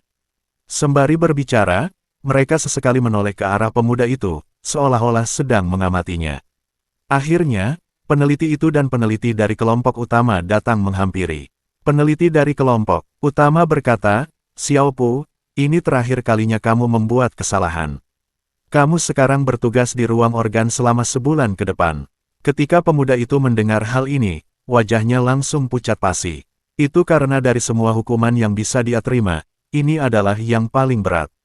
Ruang organ adalah ruangan khusus tempat mereka membedah makhluk-makhluk hasil eksperimen untuk diambil organnya. Makhluk-makhluk yang biasanya dikirim ke sana tidak selalu mati, jadi tempat itu adalah tempat di mana seseorang sangat mungkin terluka atau bahkan terbunuh. Namun pemuda itu tidak bisa berkata apa-apa karena dia tahu bahwa tidak ada cara untuk lolos dari situasi ini dengan berbicara. Lin Fan telah melihat semua ini dan dia menggelengkan kepalanya, tetapi dia tidak merasa kasihan pada pemuda itu. Sebaliknya, dia mengalihkan perhatiannya kepada kelompok peneliti yang berada tepat di depan guci raksasa itu. Sebelumnya, dia mengamati apa yang dilakukan para peneliti yang mengambil sampel dari gerobak tersebut. Di berbagai stasiun di seluruh ruangan, para peneliti memiliki slot berbeda yang mereka gunakan untuk menyuntikkan sampel dalam urutan yang berbeda. Saat sampel disuntikkan ke dalam slot, cairan dalam wadah akan tersedot keluar dan dicampur ke dalam botol-botol kecil yang tersebar di seluruh ruangan ini, yang sebelumnya terlewatkan oleh Lin Fan. Guci-guci kecil ini juga berisi bibrida chimera yang berbeda, tetapi bibrida ini jauh lebih lengkap dibandingkan dengan yang ada di ruangan sebelumnya. Tampaknya ini adalah laboratorium penelitian utama dan yang sebelumnya hanyalah ruang penyimpanan. Ketika dia mengamati makhluk-makhluk di dalam toples itu dengan mata penilaiannya, dia melihat bahwa masing-masing dari mereka berada di alam pengumpulan Ki tinggi. Hanya dengan cimera-cimera di ruangan ini saja, mereka sudah memiliki pasukan yang cukup kuat. Para peneliti di tengah tidak peduli dengan apapun yang terjadi di sekitar mereka. Orang yang berada di tengah, yang jelas-jelas merupakan kepala peneliti berdasarkan cara semua orang memperlakukannya, tampak fokus pada lembaran kertas di depannya. Dia bahkan tidak mendongak sedetik pun sambil terus bergumam sesuatu pada dirinya sendiri. Ketika Lin Fan mendekat, dia bisa mendengar beberapa gumaman yang diucapkannya. Jika kita menggunakan bagian itu, seharusnya akan memberikan efek yang sama, tetapi mengapa tidak berfungsi? Ada juga masalah dengan generasi. Bagaimana kita bisa mencapai efek yang sama seperti sebelumnya? Lin Fan tidak mengerti apa yang dikatakan pria itu, tetapi dia bisa merasakan bahwa itu bukanlah sesuatu yang baik. Lagi pula, semua gumaman itu berkaitan dengan rencana untuk melakukan lebih banyak eksperimen yang melibatkan orang sungguhan. Ia sekali lagi merasakan dorongan untuk membunuh orang-orang ini dan membersihkan fasilitas penelitian itu saat itu juga, tetapi sebelum ia dapat bertindak, terdengar sebuah suara. Kepala peneliti, para tamu sudah datang. Awalnya kepala peneliti masih termenung, tetapi setelah dipanggil beberapa kali, akhirnya dia menengadah dan melambaikan tangannya dengan ekspresi kesal. Baiklah, baiklah, aku mengerti, aku mengerti. Dengan sekali lagi melirik hasil penelitiannya dengan berat hati, dia mengikuti orang yang datang membawa pesan tersebut. Lin Fan juga sedikit ragu, tetapi setelah memikirkannya, dia memutuskan untuk mengikuti kepala peneliti. Dengan begitu banyak orang di sini, bahkan jika dia mengambil sesuatu, mereka akan langsung menyadarinya. Belum lagi, dia bisa mendapatkan lebih banyak informasi dari kepala peneliti. Orang-orang itu akan lebih tahu tentang hal semacam ini. Ditambah lagi ada tamu yang baru datang. Seorang tamu di tempat seperti ini jelas bukan orang biasa. Mereka pasti tahu lebih banyak daripada para peneliti. Biasa ini, jadi, bagaimanapun dia melihatnya, mengikuti kepala peneliti adalah pilihan yang lebih baik. Kepala peneliti melewati beberapa koridor yang mengarah ke atas, bukan ke bawah. Tampaknya ruang penelitian utama yang mereka kunjungi sebelumnya adalah bagian terdalam dari fasilitas penelitian ini, jadi sekarang mereka kembali naik lebih dekat ke tanah. Mereka menyusuri beberapa koridor dan, yang mengejutkan Lin Fan, mereka sampai di sebuah lift. Lift ini membawa mereka kembali ke aula masuk utama. Namun, alih-alih melewati lorong yang paling kanan, kali ini mereka masuk ke lorong yang paling kiri. Bagian ini sebenarnya sangat pendek dan dengan cepat mengarah ke tempat yang tampak seperti zona administrasi. Ini jelas merupakan tempat yang penuh dengan informasi yang diinginkan Lin Fan. Saat mengikuti mereka dari belakang, wajah Lin Fan tak bisa menahan diri untuk tidak memperlihatkan 3 garis hitam di wajahnya. Seandainya dia memilih untuk berbelok ke kiri alih-alih ke kanan sejak awal, berapa banyak masalah yang akan dia hindari. Namun setelah memikirkannya, Lin Fan pun menggelengkan kepalanya untuk menepis pikiran tersebut. Lagi pula, jika dia tidak mengambil jalan yang benar sejak awal, dia tidak akan menemukan ruang penelitian utama itu. Menemukan ruang penelitian utama dan kepala peneliti jauh lebih bermanfaat baginya daripada tempat administrasi ini. Namun kemudian ia melihat ada peta seluruh fasilitas penelitian yang terpasang di dinding di sampingnya. Tempat ini bukan hanya tempat administrasi, tetapi juga tempat tinggal para peneliti dan tempat pelatihan bagi karyawan baru. Seandainya dia datang ke sini sejak awal, dia akan dapat menemukan lebih banyak informasi tentang fasilitas penelitian ini dan akan dapat dengan mudah menjelajahinya untuk menemukan apa yang diinginkannya. Dia tidak akan membuang-buang waktu sebanyak itu untuk berkeliaran mencari sesuatu. Lin Fan merasakan pukulan yang sangat keras di hatinya ketika melihat semua ini, tetapi dia memaksakan diri untuk terus maju. Lagi pula, tidak ada gunanya menyesali apa yang sudah terjadi sekarang. Satu-satunya hal yang bisa dia lakukan adalah terus maju. Namun, saat mereka semakin mendekati tujuan, Lin Fan tak kuasa menahan rasa ingin tahu tentang siapa tamu istimewa itu. Agar seseorang dapat mengunjungi tempat ini, mereka harus memiliki identitas khusus.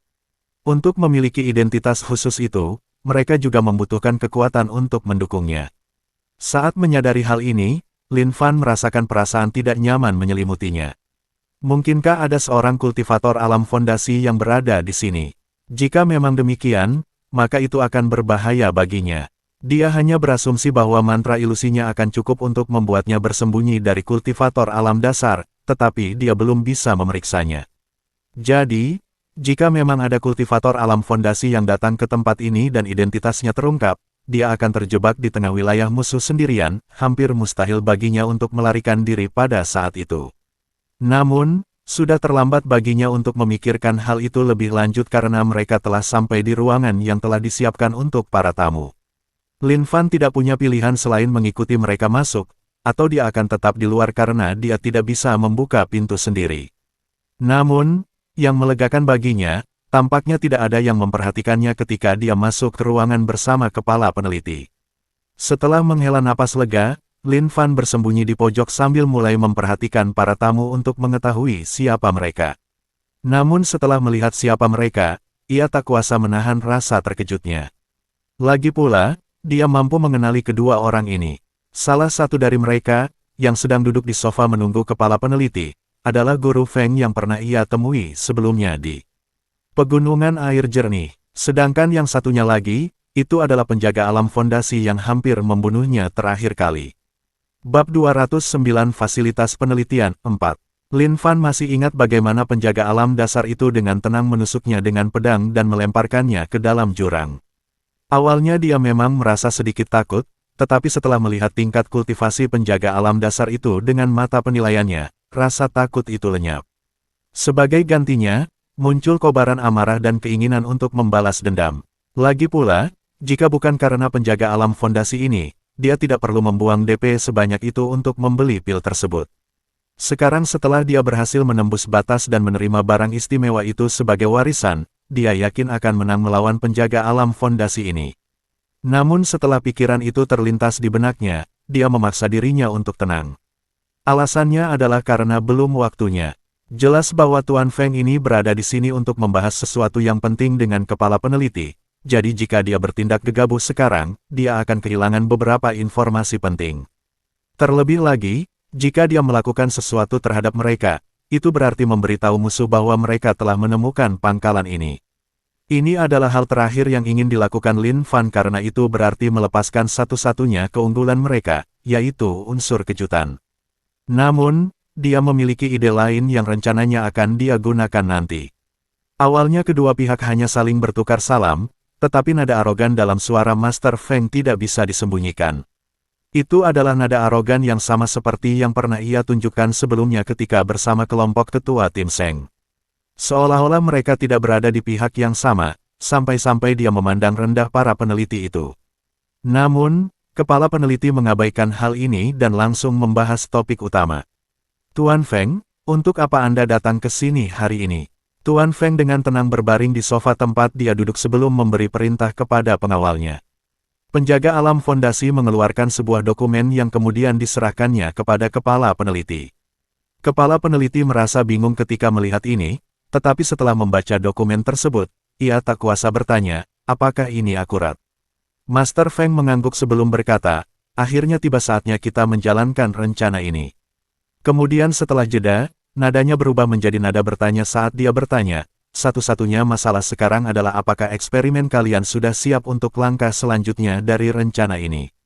Saat mengatakan ini, matanya juga menyipit menatap kepala peneliti.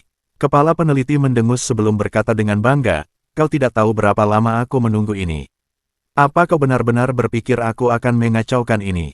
Semuanya sudah siap sejak lama, yang kutunggu hanyalah kesempatan. Master Feng mengangkat alisnya sambil menatap kepala peneliti dengan tatapan ragu dan bertanya, benarkah? Kepala peneliti itu menatap langsung ke mata Guru Feng sebelum tiba-tiba berdiri dan berkata, kalau begitu, ikutlah denganku. Master Feng terkejut dengan ledakan emosi tiba-tiba dari kepala peneliti, tetapi dia juga penasaran mengapa dia bertindak seperti itu, jadi dia berdiri dan mengikuti kepala peneliti keluar. Selama itu semua terjadi, Lin Fan diam-diam mengintip dokumen yang sedang dilihat oleh kepala peneliti dari balik bahunya. Meskipun dia tidak mengerti sebagian besar isi dokumen itu, dia memperhatikan ada bagian yang ditandai secara khusus pada dokumen tersebut. Karena ini adalah lokasi yang telah mereka tandai dan berdasarkan apa yang telah mereka katakan sebelumnya, kemungkinan besar ini adalah tempat yang mereka rencanakan untuk melaksanakan rencana mereka. Lin Fan memastikan untuk mengingat lokasi ini sebelum mengikuti. Mereka keluar dari ruangan. Mereka kembali ke lift dan sekali lagi mereka turun ke ruangan tempat guci raksasa itu berada. Ketika mereka tiba, bahkan Guru Feng pun tak kuasa menahan keterkejutannya saat melihat guci raksasa di tengah ruangan. Namun kemudian ia menunjukkan ketertarikan saat mendekati guci raksasa itu dan bahkan mulai mengetuk-ngetuk kacanya sambil berkata, "Aku tidak pernah menyangka kau bisa sampai sejauh ini. Ini benar-benar sesuatu yang luar biasa." Mendengar itu, kepala peneliti mengangkat hidungnya dan berkata dengan suara bangga, "Tentu saja. Tidak ada orang lain yang bisa melakukan hal seperti ini, kau tahu. Ini semua adalah hasil kerja keras saya sendiri." Para peneliti yang sedang mengerjakan pekerjaan mereka ikut bertepuk tangan secara naluriah ketika mendengar hal ini. Mereka sudah terbiasa dengan ego besar kepala peneliti dan mereka tahu bahwa dia ingin mendengar tepuk tangan ketika dia membual seperti ini. Jadi, mereka belajar bertepuk tangan pada saat-saat seperti ini secara naluriah. Itu lebih baik daripada dihukum karena tidak bertepuk tangan. Kepala peneliti tentu saja senang mendengar hal ini, tetapi kemudian dia mendengar sesuatu yang merusak suasana hatinya. Guru Feng berbalik dan berkata, "Lalu seberapa kuatkah benda ini? Apakah benda ini memiliki kemampuan khusus yang kita minta?" Ditanya seperti ini sama saja dengan karyanya dipertanyakan, yang tentu saja membuatnya tidak senang. Para peneliti lainnya juga menyadari hal ini, sehingga mereka segera menghilang untuk menghindari menarik perhatian. Kepala peneliti menyipitkan matanya untuk menatap Guru Feng sebelum beralih ke guci raksasa dan berkata, "Guci ini mampu melawan seseorang di alam dasar dan saya telah memastikan kemampuan regenerasinya, jadi semuanya sesuai dengan yang telah dinyatakan dalam laporan, Pan An Novel, C. Om." Guru Feng hanya berkata sambil tersenyum tipis, "Begitukah?" Setelah terdiam cukup lama, dia tiba-tiba berkata, "Kalau begitu, bagaimana kalau kita uji kekuatannya?" Kepala peneliti mengerutkan alisnya dalam-dalam ketika mendengar ini, lalu bertanya, "Apa maksudmu? Apa yang rencanamu akan lakukan?" Master Feng menunjuk makhluk di dalam guci dan berkata, "Penjaga saya merasa agak tidak enak badan akhir-akhir ini dan dia ingin seseorang untuk berlatih tanding. Bagaimana kalau dia melawan makhluk itu?" Kepala peneliti itu diliputi amarah yang membara ketika mendengar ini, tetapi ia menahan amarahnya sambil bertanya, "Tuan Feng, apakah Anda yakin tentang hal ini?" Dia memastikan untuk menekankan beberapa kata terakhir saat mengucapkannya. Master Feng hanya berkata sambil tersenyum santai dan menepuk bahu penjaga alam dasar, "Dia hanya menunggumu sekarang." Penjaga alam fondasi itu memasang wajah tenang, tetapi sebenarnya di lubuk hatinya ia tertawa getir. Dia tahu bahwa melawan makhluk ini akan merepotkan dan dia jelas tidak ingin melakukannya, tetapi dia harus mendengarkan kata-kata Guru Feng. Itu adalah kesalahannya sendiri karena menjadi pengawal keluarga Feng. Kepala peneliti juga memiliki keraguan karena itu adalah pengawal Tuan Feng. Dia tahu tentang pengaruh keluarga Feng dan bukan masalah sederhana jika dia sampai terluka. Dia tidak 100% yakin bahwa dia akan mampu menghentikan makhluk itu jika benar-benar mengamuk. Namun karena itu adalah permintaan dari Guru Feng, dia harus menghormatinya. Jadi pada akhirnya, dia melambaikan tangannya kepada salah satu asisten penelitian pribadinya dan berkata, "Bersiaplah untuk memindahkan Gigan ke ruang eksperimen 4. Asisten peneliti itu menatap guci raksasa tersebut, lalu menatap Guru Feng sebelum mengangguk sebagai jawaban. Sekalipun ia hanya asisten peneliti kepala, posisi ini berarti ia lebih tinggi kedudukannya daripada sebagian besar peneliti di fasilitas ini. Jadi, setelah menerima perintah ini, ia segera memberi perintah kepada peneliti lain untuk mulai memindahkan guci raksasa itu. Mereka semua tahu betapa sulit dan berbahayanya memindahkan Gigan, jadi mereka semua memasang wajah masam, tetapi mereka tetap mengikuti perintah tersebut. Kepala peneliti tidak mempedulikan mereka semua saat dia berkata kepada Guru Feng, "Kalau begitu, mari kita menuju ke ruang eksperimen 4. Guru Feng mengangguk dan berkata, "Silakan masuk." Mereka kembali ke lift dan kali ini naik ke salah satu lantai tengah.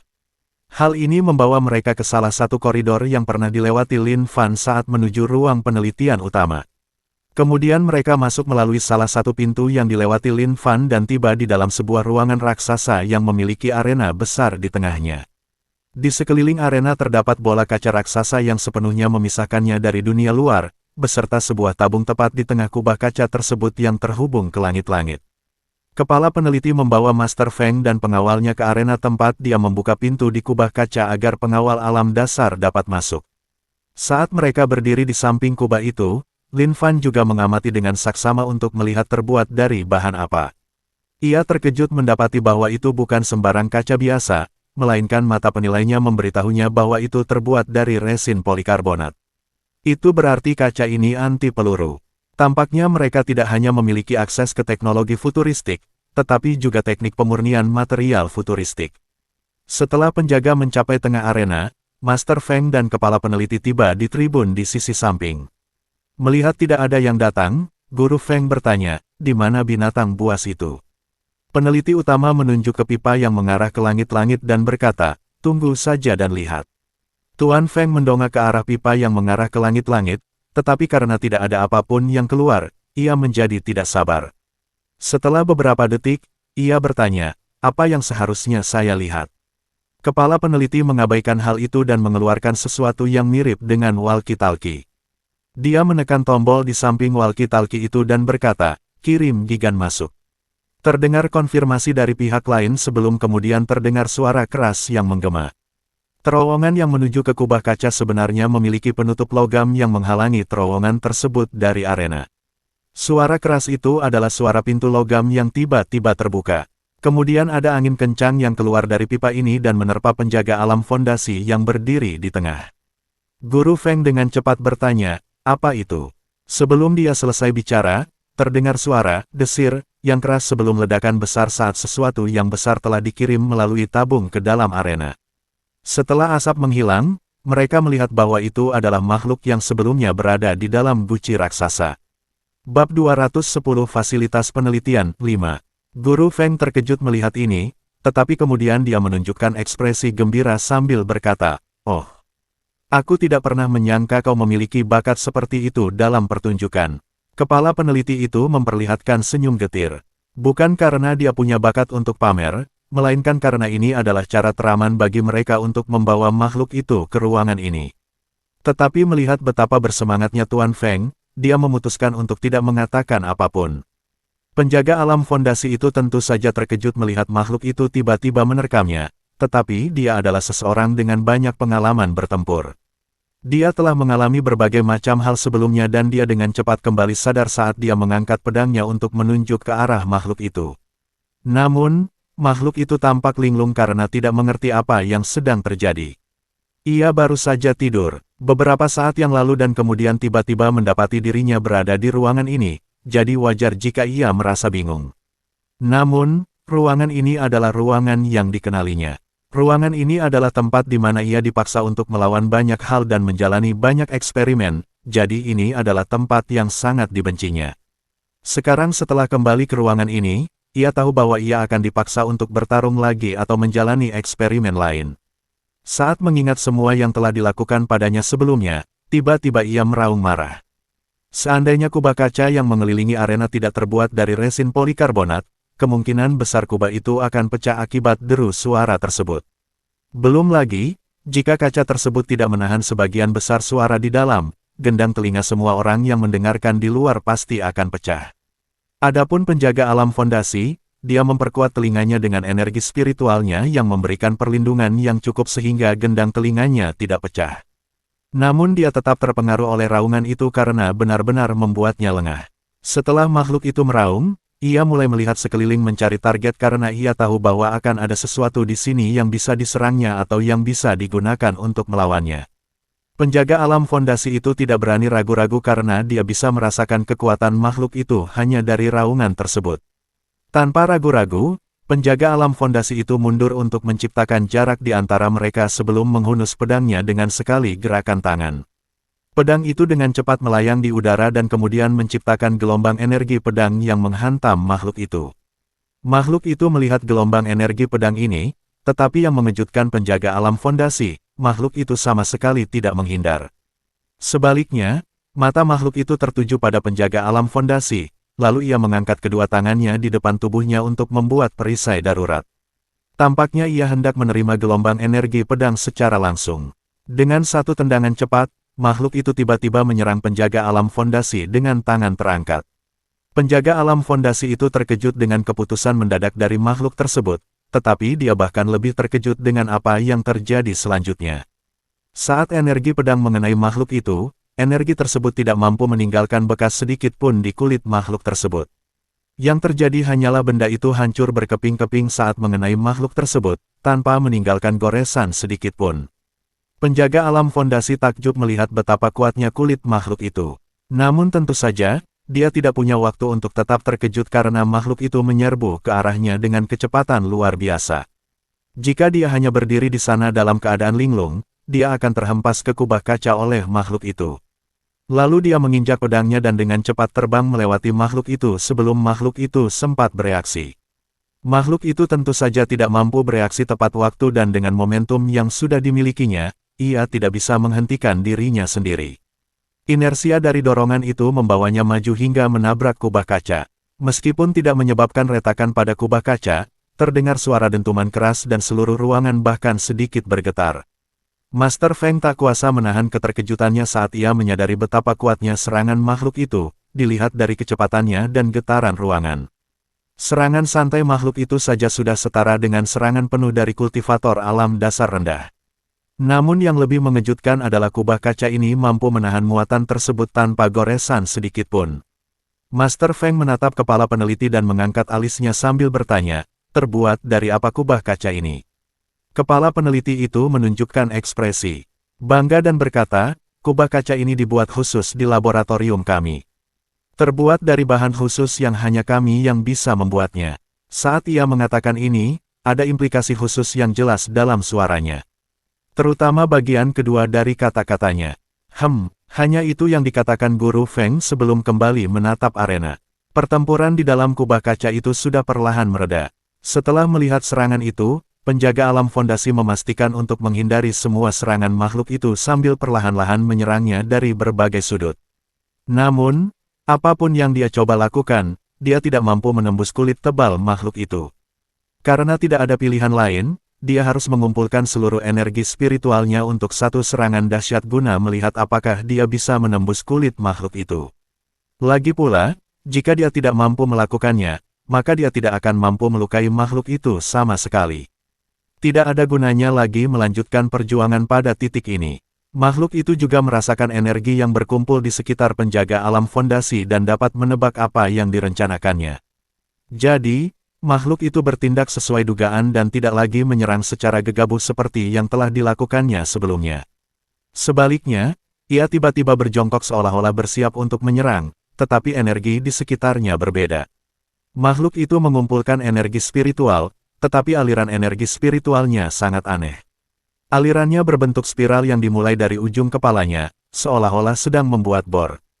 Namun kemudian makhluk itu tiba-tiba mengangkat kedua tangannya ke kepalanya dan menyatukannya untuk membuat ujung bor.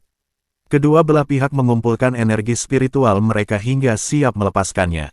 Kemudian, seolah-olah ada kesepahaman diam-diam di antara mereka melancarkan serangan mereka secara bersamaan.